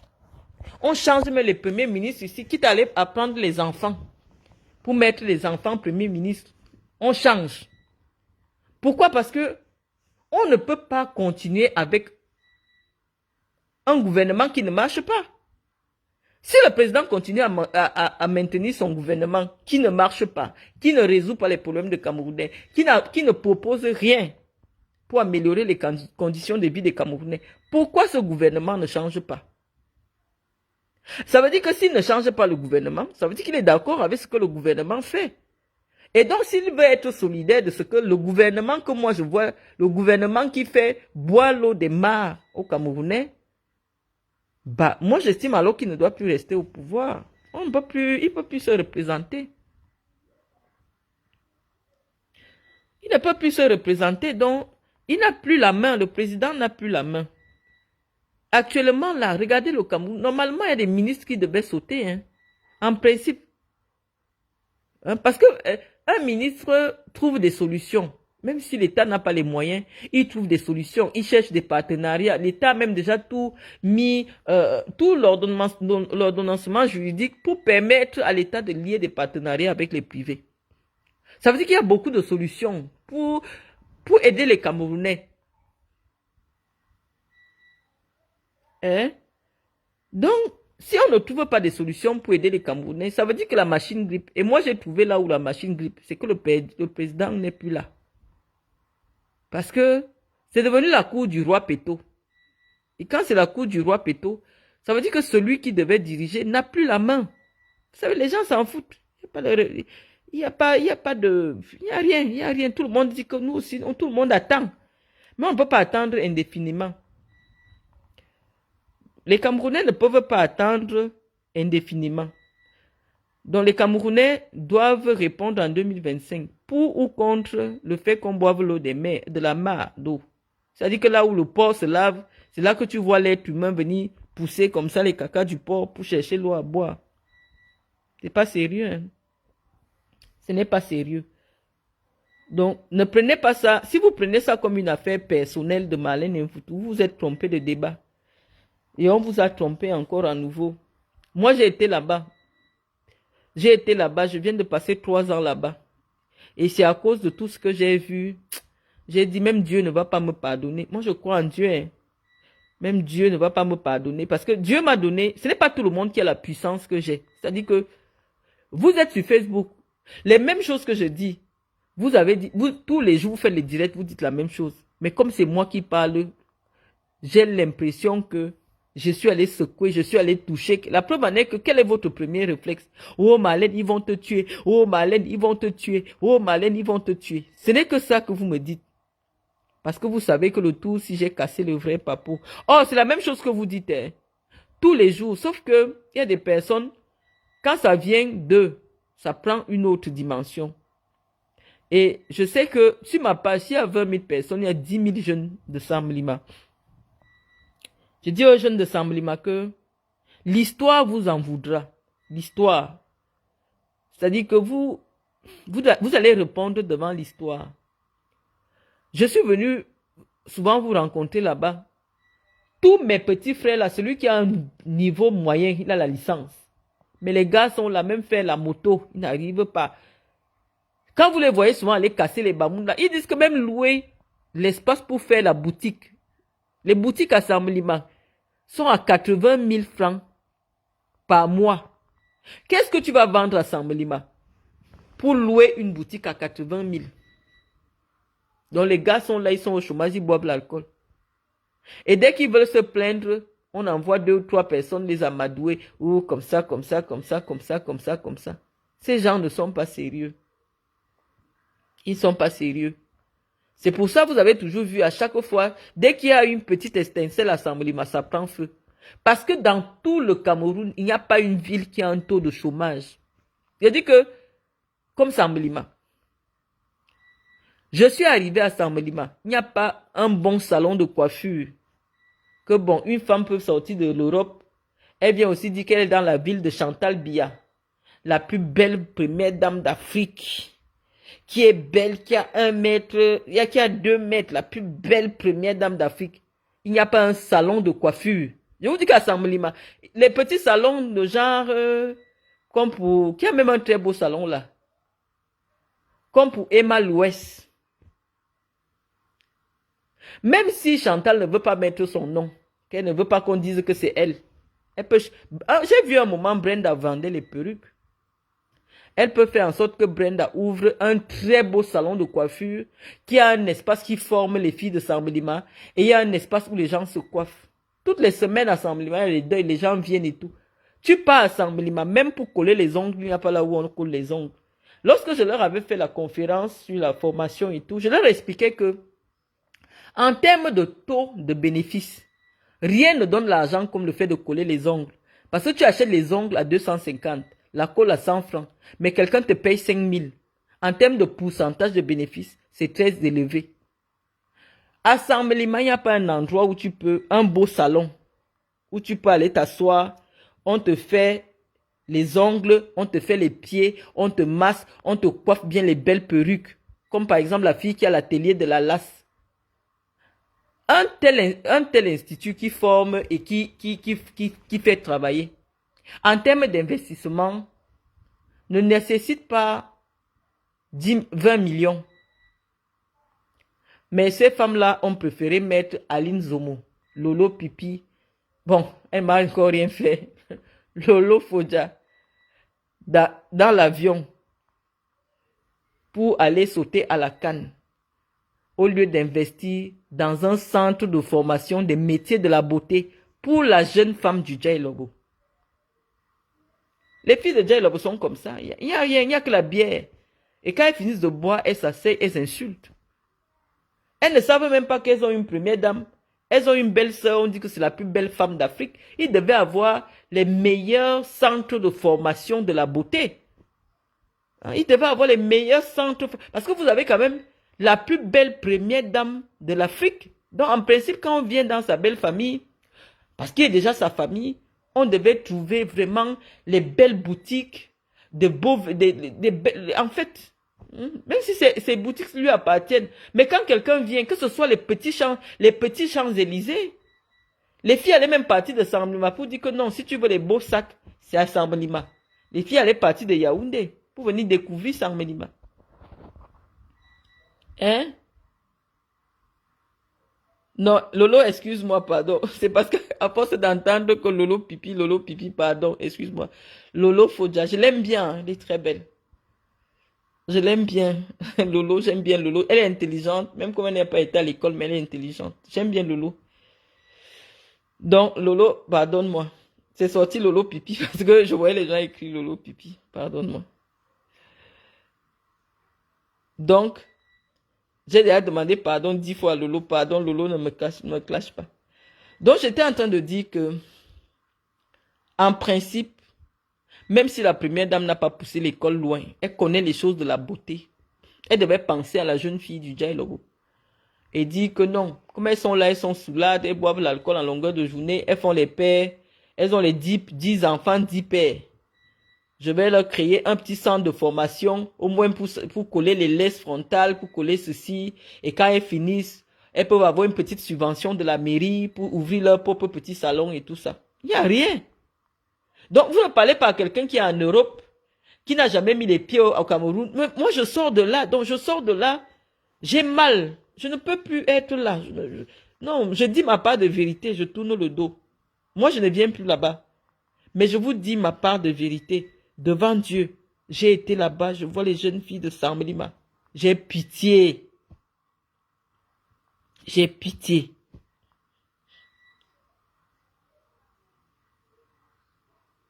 Donc, mes chers amis, on ne va pas rester longtemps. Je vous ai dit aujourd'hui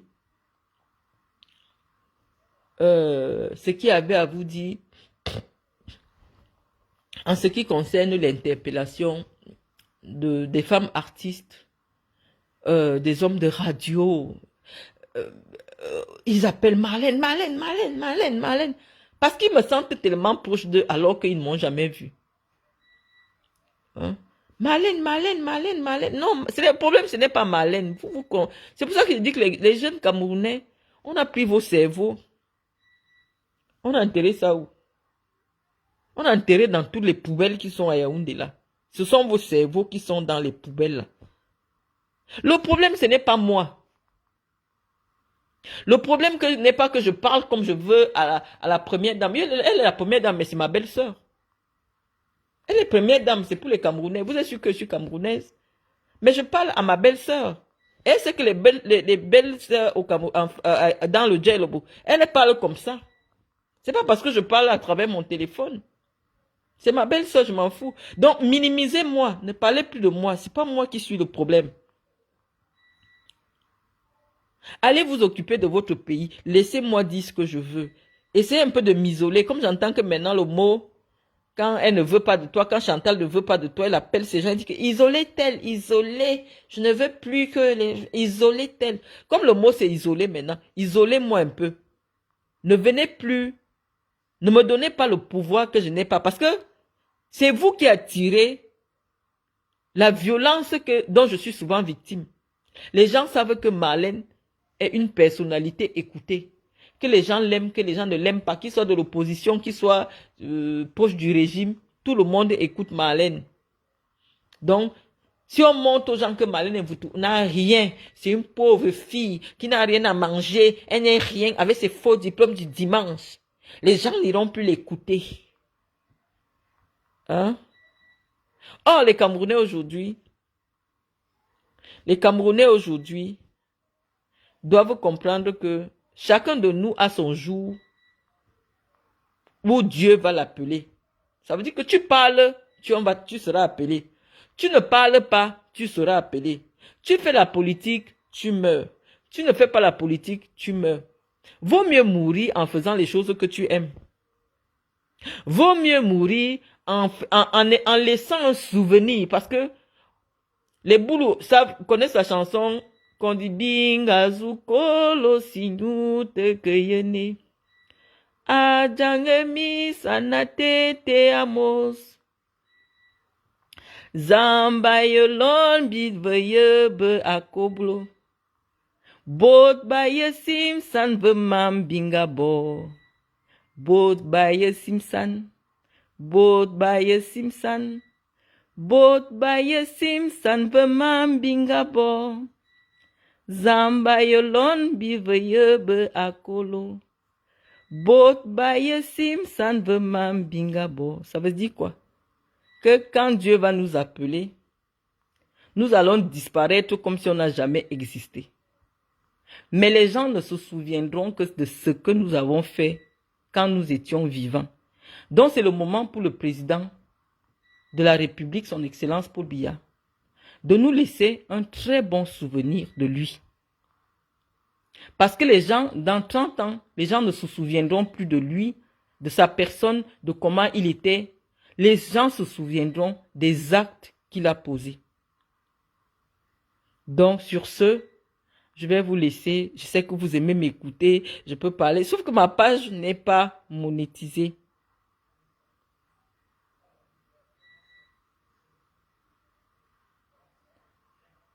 Donc, je vais vous laisser et ne pas